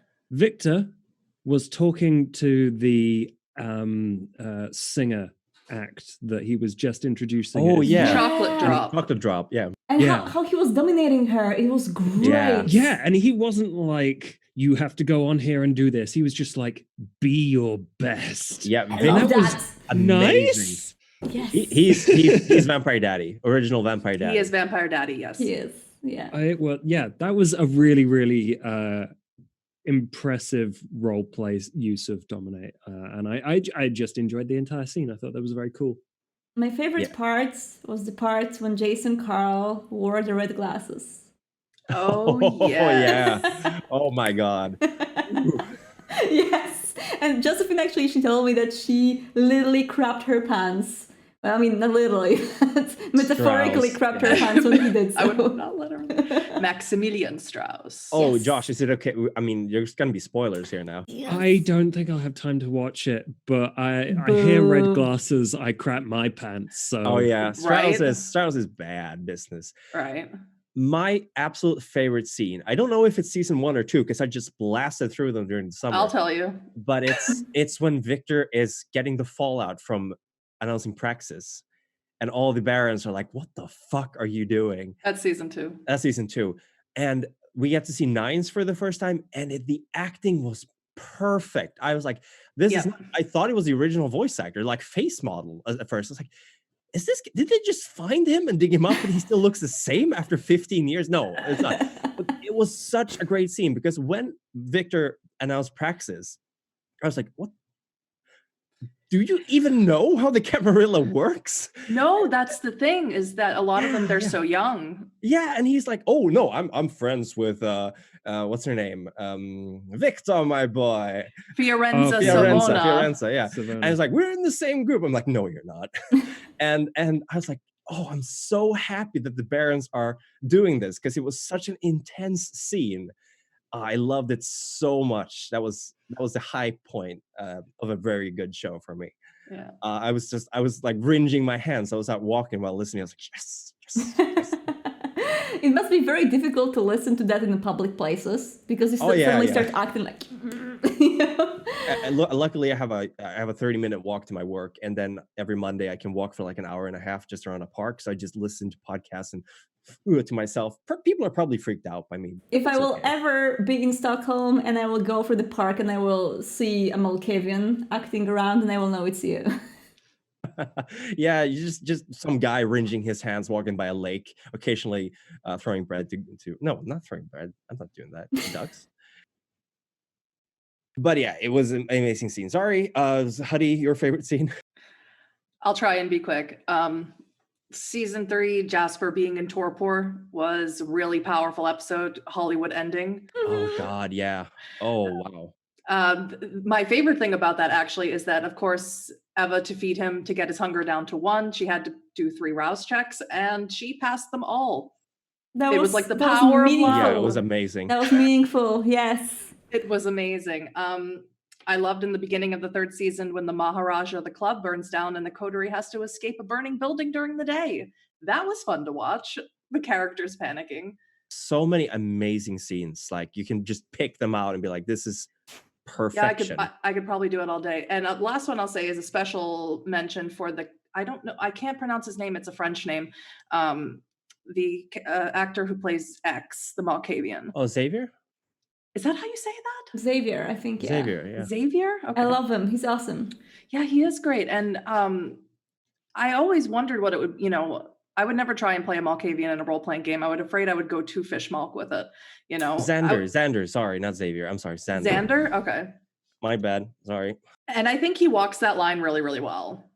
I think it's great. It's quite well done, yeah. I was always shunning away from playing Malkavians because, again, I was afraid that, I was basically kind of tired of Malkavians because of the whole fishmark stereotype and because of playing with many people who didn't really do well with them, I guess.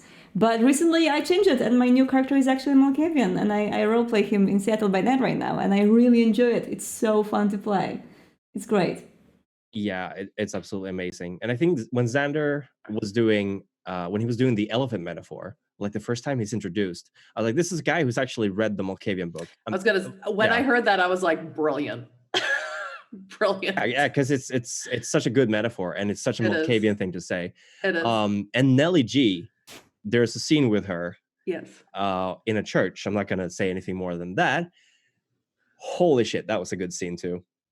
Although I have to say, one of the goofiest scenes, which Josh actually saw because it was in season 1, was okay. I do feel like the ritual of blood magic in V5, the one clinging like the insect clinging. How the hell is it called? Yeah. Clinging of the insect. Clinging of the insect, there we go. Yeah, whatever. So it's one of the freaking stupidest things in the book because I have no idea how to use it properly and how can it be useful. And I think Nellie G wonderfully shows that, where she actually uses this ritual during that scene in the, I think, Griffith Park, and it doesn't do basically anything. She just climbs the wall and climbs back. Yeah, I love it. It's like, okay, I guess I did that.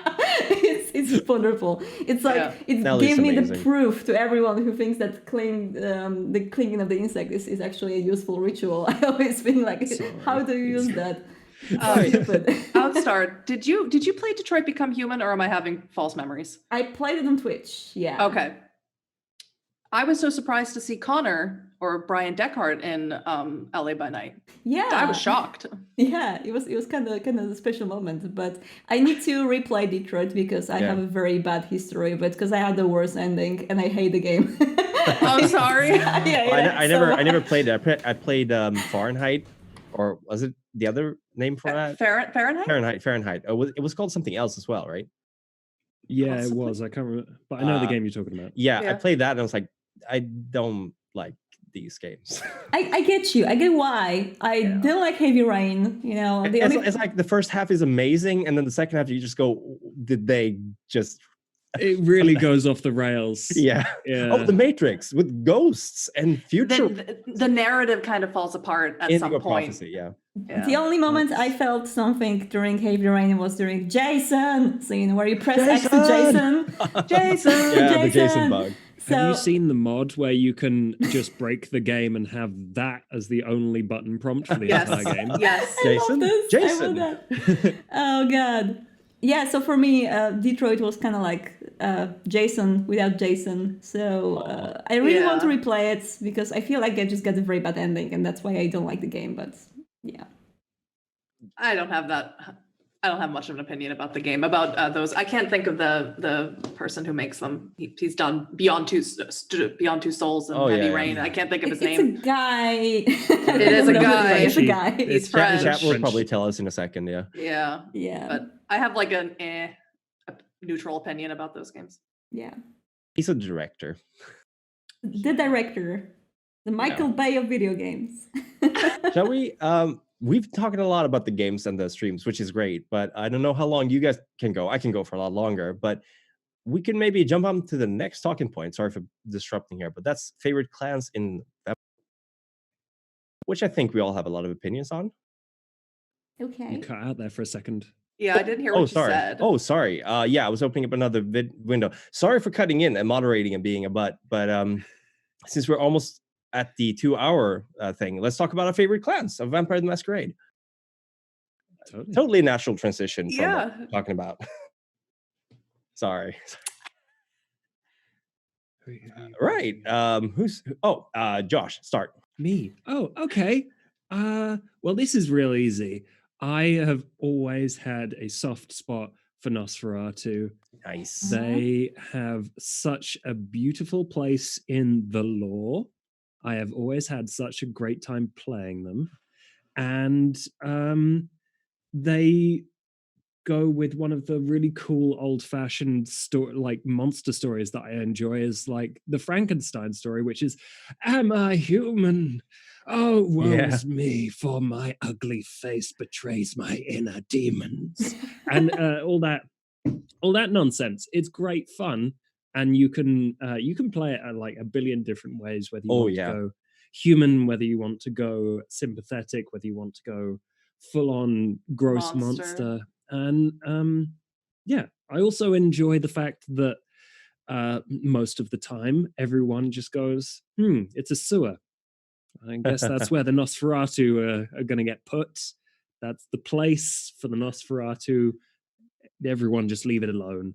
They have a really nice kind of, I guess in general, they have a nice position, depending on how you put them in your campaign, with a space between the Camarilla and the Anarchs and the Inconnu and maybe even the Sabbat, just trying to make sure that they can get as much information as possible because they need it.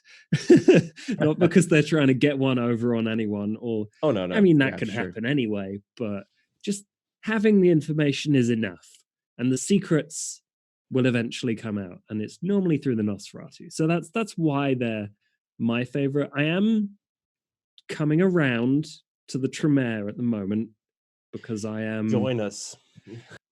Well, I bought PDXCon the sigil ring for the Tremere. Good choice. Because at the moment I'm deep into Tremere lore.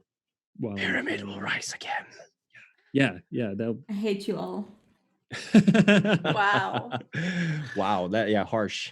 So Outstar's spoken for. It's the Tremere. I mean, no, actually, I did start with Bloodlines, right? In the whole Vampire the Masquerade thingy. And because of Bloodlines, I love Tremere the most. Because I think Tremors are the coolest in Bloodlines 1. Like, there's just no cooler clan. It comes with almost zero responsibility, which usually is, very much a pain in the ass of playing the Tremere with a coterie, with other people in a tabletop game, where no one trusts you, and you are basically considered to be the scum of this earth for a good reason. And so without knowing all of that, I always wanted to be a Tremere, which kind of also evolved from my very early childhood passion with Harry Potter, because I was a Ravenclaw, right? I was a very clear Ravenclaw, and then it evolved into me being a Tremere. self-proclaimed one. But I feel like as the years go by and as I learn more about Vampire the Masquerade, and I feel like I was like a few years after playing Bloodlines when I read about my favorite clan to the date, which is Clan Salubri. I love Salubri. Salubri are my absolute favorite. Demon worshipping Diabolorists, you mean? I just soul suckers. the ones that you are spreading all the propaganda about, you horrible people. I'm not a Tremere. Anyway, That's not me. I absolutely love my free 8 bastards. They're great. Shame we had to get rid of them all. Real shame that, yeah. But then again, when it comes to, I feel like it's more of a fascination. It's not like I would consider myself to be a Salubri if I ever was turned into a vampire. I think I will be very much far away from Salubri, but I guess the fascination in their lore is something that makes them one of my favorite clans. And I did accept my fate after many years of trying to push it away and thinking that I'm Tremere, and I am very much a Toreader, and I just embrace it. I know it already that Toreaders are just the closest to my heart, and I've been role-playing a Toreader, a very scum of a Toreader for the last 12 months. 2 or 3 weeks ago, he suffered from the blood hunt, so unfortunately the guy is gone.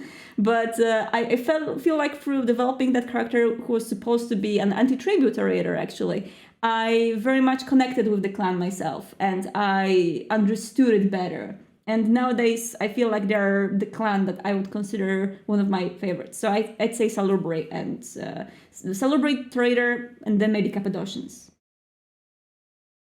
That's a great list of choices. Huddy, what would you be? I literally need to copy Jersh's Nosferatu and Outstar Salubri because that is my opinion. Exactly that. Those 2 opinions. So Awesome.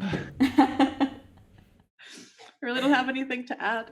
My third eye is looking at you, Primogen. I came here to have a good time, and honestly, I feel so attacked right now. You would be surprised to hear, though, that my favorite clan is not actually Tremere. Tremere is a very close second. I know. My favorite clan is Tzimisce, because who wouldn't want to have flesh crafting? I mean, come on. You can look literally however you want, and you can also follow the Ashidahaka and try to be your own universe. I always wanted to kind of like understand the wonders of vicissitude, but when I imagine myself possessing this ability, I imagine fucking up so badly. Like, I just want to change one single thing, like just slightly, and then suddenly my chin is like 2 meters long. Well, so thank you. Thank you. That's why you practice on others for a long time before you get started on yourself. I've always liked the Tzimisce because they combine like you have such a huge schism between the old and the new, which I always found really interesting. And I also like that they get to a point where they're like, I don't even want to look human anymore, because what's the point? I can be as beautiful as I want. And they're also the soul of the Sabbat, so that says something. I mean, a lot of the Rite and the not necessarily the religious stuff, but a lot of the stuff that brings the Sabbat together comes from the Tzimisce. I like that. I always preferred La Sombra, honestly. La Sombra are okay if you're wrong. But, no, La Sombra, I just finished the scripts for my 2 La Sombra videos, and I've gotten a new acquired appreciation of them, because I didn't used to think they were that interesting. But 5th edition also, Chicago by Night, really made me look at them in a different light. So there's that. And I do hope that they will show up in Bloodlines too. I really want to see your video. Have you released it already, actually, the La Sombra video? No, it's coming on Monday. Oh, Tuesday. Oh, awesome. Because I'm actually making the script for my La Sombra video. And what I really love about La Sombra the most is how much Call of Cthulhu they are. Oh, yeah, for sure. So the Abyss is just like, what is the Abyss? We don't know. Yeah, I love the whole idea of La Sombra walking through the depths of the ocean and coming back different.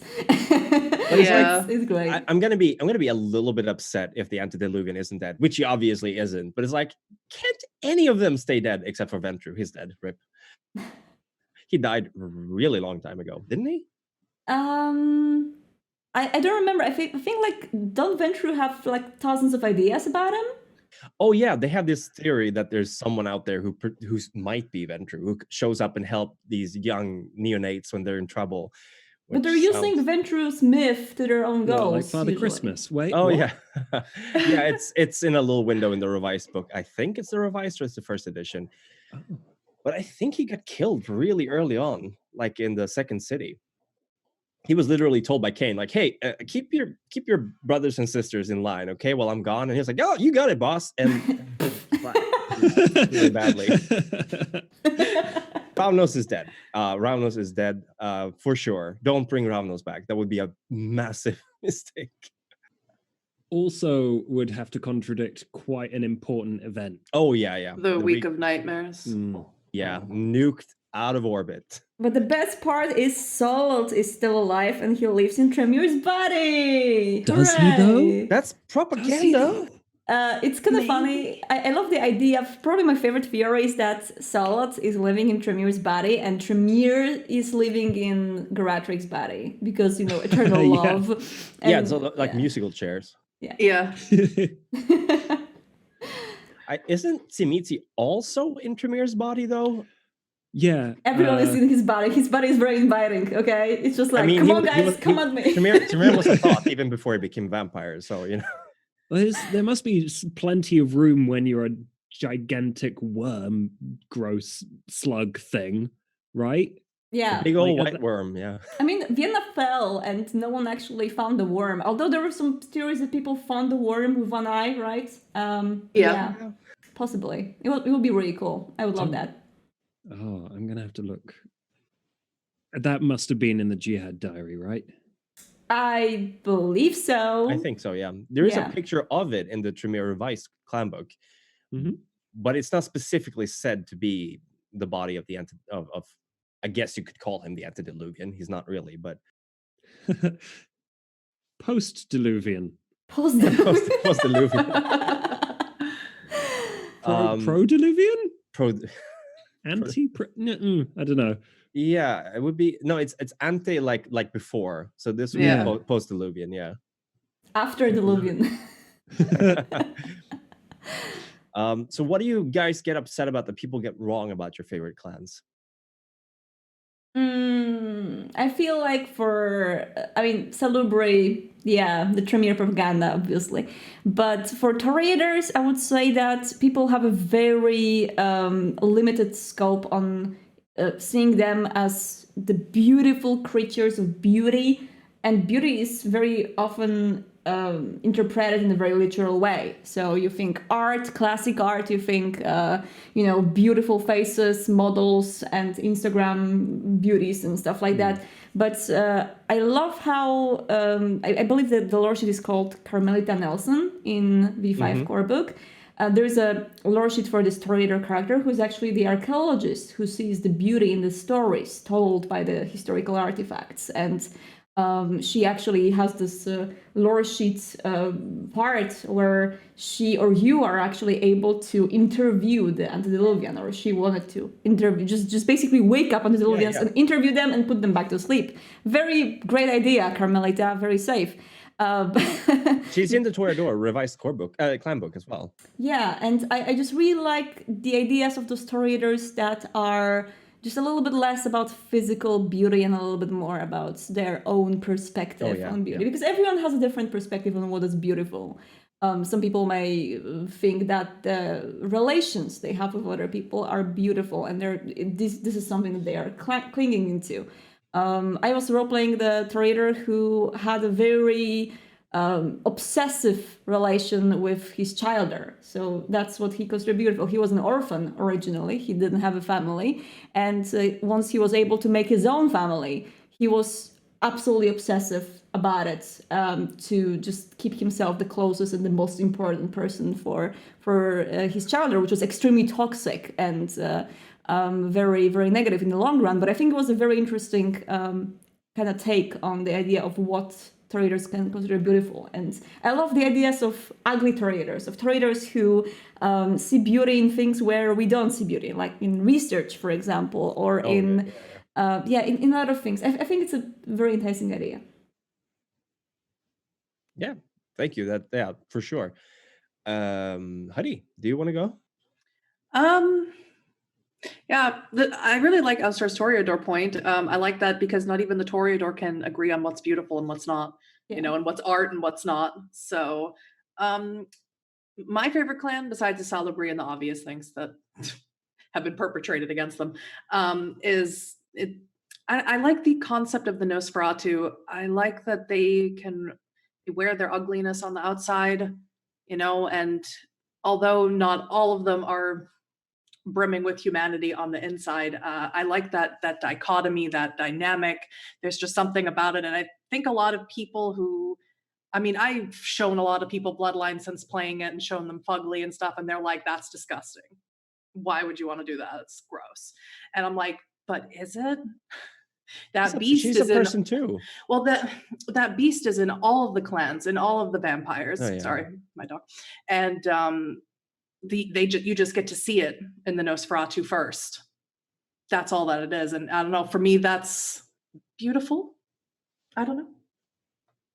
That's my answer. Yeah, it's a good answer. Thanks. We Josh? find beauty in the hopeless place. Yes, I do. I don't know specifically any ways people get Nosferatu wrong, because I don't ever imagine there's a wrong way to play or like look at a character. Although quickly to add to Outstar's thing, a couple of recently really cool Toreador I've played with. One of my friends was a Victorian who really adored the beauty of machines. Oh, And wow. one of my players at the moment is a air-headed BMX star. that's so cool. He I just love really it. likes the BMX, and everything else is secondary. That's amazing. Yeah. I love those out there character concepts. Yeah. He does that really well. But Nosferatu,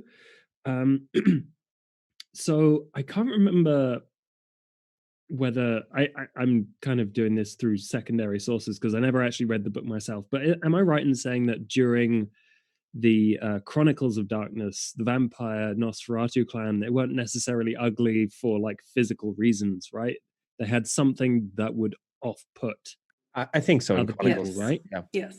And I like to imagine it in that sense. Like, you don't have to have huge pustules on your face. You don't have to have burn scars everywhere. You don't have to have teeth growing out every which direction. You can just be ugly and having ugliness in the same way that Outstar was talking about beauty. Yeah. However ugliness is perceived, whether it's rudeness or whether it's stubbornness or being a massive asshole, no matter what it is, the Nosferatu will be ugly, and they can go against that if that's how you want to play your character. So I guess like being super stuck into the ugliness thing is something people do. And I really, really love and appreciate the way my friend Bubbanort has played his character Ollie, because he constantly covers up his disfigurement, or his character's disfigurement, with a mask and stuff. And he has these really wonderful monologues because his character loves food and goes into this beautiful detail about why he loves that thing, and he's trying to find the humanity of food and drink and all of these things he can't really appreciate now. Oh yeah, I think like in Seattle by Night, the Discord campaign, Nosferatu players are one of our best. And if you guys ever find your way to the channel where we role play, really reading some of these Nosferatu gave me life. It's amazing how in depth and emotional can they get these characters that look like monsters. Some of them literally the monsters from the deepest nightmares that you might have, but they are very, very wonderful creatures. Can I have the link? Of Is that course. Discord? Oh yeah, Yes, share it with me. It's below my Twitch channel, right on the right. So you can get there if you want to, and yeah, if you're invited to join us, everyone can roleplay with us. That'd be wonderful. Perfect. I'll check it out. Did it. There we go. I won't join right now because this is gonna get in the way of my. Oh God, everything is. It's really hard to say what people get wrong about Smeetsy because everything I've seen done with a clan has been pretty spot on. They can be really, really horrible. A lot of them are.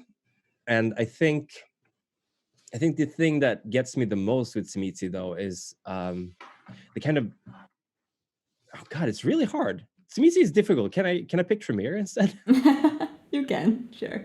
Something I learned, I'll just go with Tremere because Tzimisce, it's everything is true about them. They're horrible people. I feel like the biggest stereotype about Tzimisce is very phallic, let's say. Oh yeah, well, yes, but they're very Geiger inspired. Do yourself a favor and don't look up the first edition clan book for Tzimisce, by the way.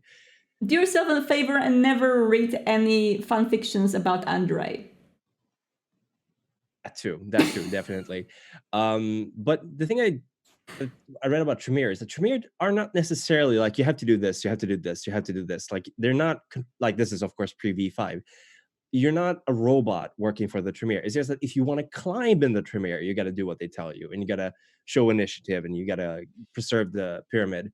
But you can literally go about do your own stuff as long as you're not actively threatening the pyramid. Which I don't know if it's been going back and forth between the clan books, because I only read the revised one, but the revised one was like, yeah, you can hang out with the anarchs, it's fine, you can even be an anarch, but as long as you keep things to yourself, you don't share thaumaturgy, you don't tell everyone secrets about the clan. And I think that really does present an interesting kind of moral dilemma for someone who's playing with a mixed group, mixed coterie, because a mixed coterie in itself is pretty unusual for Tremere. That, okay, what am I allowed to say?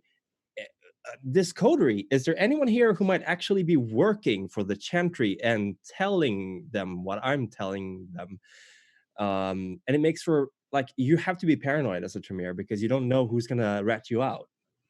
I think that's a really important aspect of playing a Tremere as well, because you don't have to be locked up in the chantry. That's the safest way to do it, but you will have to be paranoid a lot. So a lot of, like, one thing with Agathon is that he's super paranoid about you. So I think they did a really good characterization of that in coteries. Anyway, that's my view on Tremere. I absolutely love to hear other perspectives on the clans and the game in general, guys, because I had this wonderful conversation with the guy who is developing Vampire Chapters, the board game, recently, which is going to hit Kickstarter soon, and I can't wait for that to happen because there's so many awesome things they are brewing for you behind the scenes. But it was great. We never talked before, just like I've never talked really this way with you guys, and when you are so passionate about the system, there are just so many similarities that you can draw in between people, and so many topics that you can talk about and agree on very often, which is wonderful. Oh yeah, it's finding and talking with other people about the lore, and it's really a blessing, part of this community. I agree. Because I literally know nobody in real life who knows anything about Vampire Masquerade. I am being extremely annoying to my husband, immediately, like constantly giving him lore tidbits, and I think he already hates me for that, and he probably silently swears on Vampire the Masquerade for overtaking our life, but he has to listen to it. I've been forcing kids to watch all my videos as well. Every single time I do that, I just remember that one time when we traveled by car together, 4 ride in the car, and during this 4-hour ride, he kind of gave me the whole story of Dragon Ball. So you got a little bit on him now. Yes, so yeah, exactly. That's it's what even. I did. God, Dragon Ball, that was a blast from the past. My wife loves Dragon Ball. Dragon Ball is something. The lore is interesting.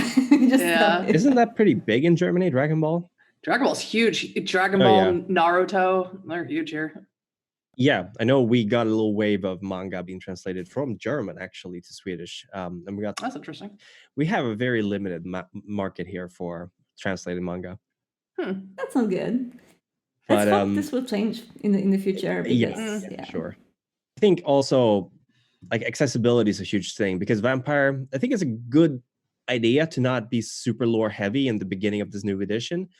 I really like the Anarch book in the way it's structured, that it's a bunch of short stories about different anarchs living different lives, and they're all radically different from each other. And I think that more than anything conveys a mood that if you're Anarch, you're not a traditional vampire. You're doing things the way you want to do them, which I think works really well because you don't have to read up on all the lore. And if you're Camarilla, you might not know that much about the lore either, but you're in this hierarchy where they'll tell you when you need to know. Yeah.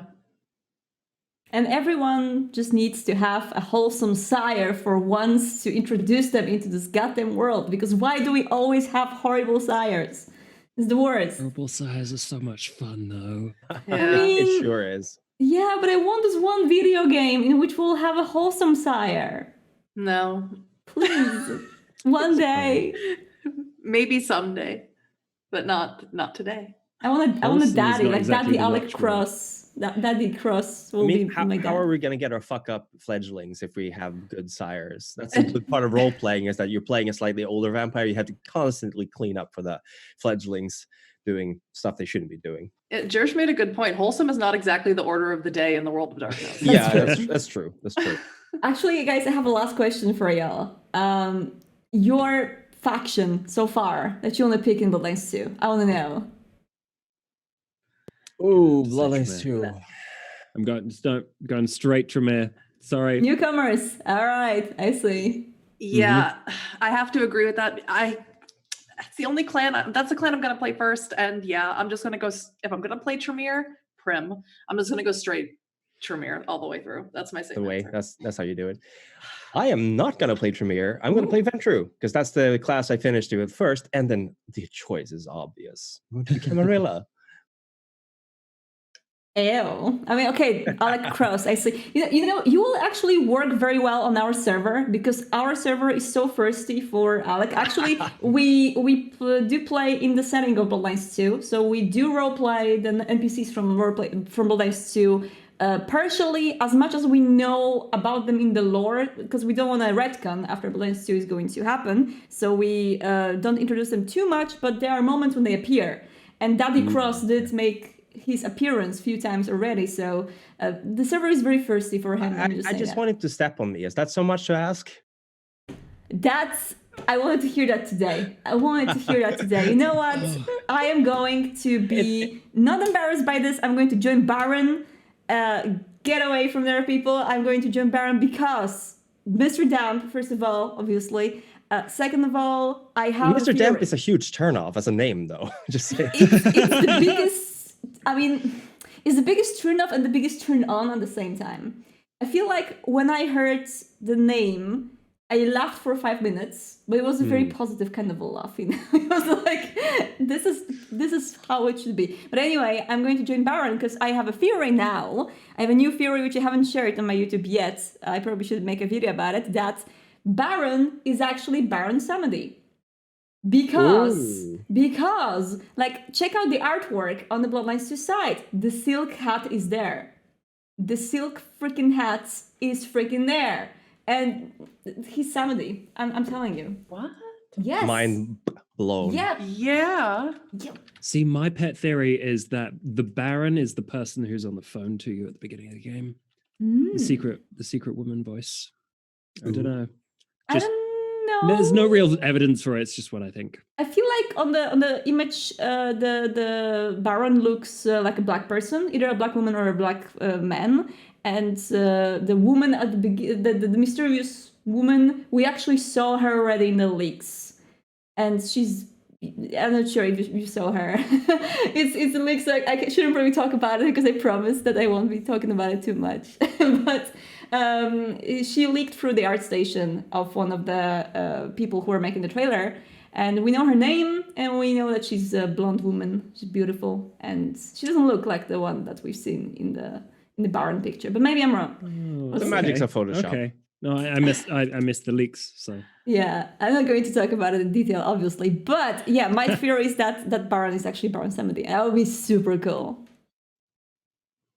That would definitely be a huge twist. That's true. And actually, when I was asking developers about who they want to align with, I would say majority said Pioneers. They really have a lot of following. Yeah, a lot of following with the developers. Then they said, no, they actually said newcomers, few of them, Baron, few of them, and I feel like no one mentioned Camarilla, finally. So I'm not sure how Camarilla is going They to get what be in they the game. deserve. We'll see. The stability and the unity of vampires. You wouldn't understand it. Hey! What? Anyway, guys, I have to wrap up because I have to go to my baby. And it was really awesome to talk with you today. And Oh, yeah, for sure. It was our pleasure. I hope we can do it again. Chad, do you want to do it happen again? Because I think it was really fun. And there's so many topics we can still talk about. I think we could talk for hours about these. Yeah, we'll just pick a topic and go. Oh, yeah. Let's do it. Yeah. That's sort of how this one went. We picked a yeah. topic and we just went. It was really awesome. So, guys, the Beckoning is going to happen again, right? For sure. For sure. Awesome. Twice a Then month, maybe? I Once a month? really want you all to give a little shout out to yourselves for the chat before we'll wrap it up. So chat will know where to follow you further. The Primogen, can you start? Oh, okay, I'll start. Yes, I'm the Primogen. I do lore videos every Tuesday on YouTube. The Primogen is the name of my channel. Been doing it since July. And I also storytell Changeling the Lost on the Onyx Path Twitch stream every Thursday, 4 p.m. Eastern Standard Time. We are on a little bit of a break now, but we'll start again next year. Huddy. I'm Huddyvonschland on YouTube. I have Masquerade Monday every Monday, and the channel will have more World of Darkness stuff coming in 2020. And Jersh. Hello. I role play, if you want to see me do that, over on Roll For It. I do all sorts. But if you're into vampires, which you might be if you're here, then check out Sounds of Silence. It's an amazing group, and I guest on it as a creepy Tremere. But if you want to see me talk all the time about vampires, vampire lore, and role-playing in general, then hop over to Strange Adventures on YouTube, where I do that. That's the thing I do. With upcoming YouTube titles such as the top 10 characters that should come back in Bloodlines 2. Looking forward to I that. want to looking watch into that. I want to watch Yeah. this. Yeah. All 10 of them are going to be chunk. I said to developers already that if there's going to be no chunk, I'm going to boycott the game. Boycott. Same. No chunk, no Primogen. Yes, exactly. No, I'm not playing the game if there's no chunk in it. Maybe Baron is secretly chunk. That would be great. Oh, That would be nice. Yeah. so the Baron is at Simitsi then, or did they get flesh crafted by at Simitsi? How was he calling the protagonist again when you were playing as a woman? Cupcake. Yeah, Cupcake. you Yeah. come to the Baron for the first time and hello, Cupcake. Oh, my no. god. Oh, that would be the worst. Best thing. Chunk will ever. never die, girl. We're Watch 97. Just saying. Thank you so much, guys. Thank you. I'm Outstar. I did a video today about Cults of the Blood Gods. So if you are not supporting the book on the Kickstarter yet, go check the video out. And I'm sure that after seeing the video and hearing all the amazing things that the book has, you will feel inclined to do so. The book is going to be great. So yeah, I do things like that. Anyway, guys, thank you so much for joining. I guess we can do a group wave now and say goodbye to people. Thank you so much, Chad, for being here. Thank you. Bye. Bye.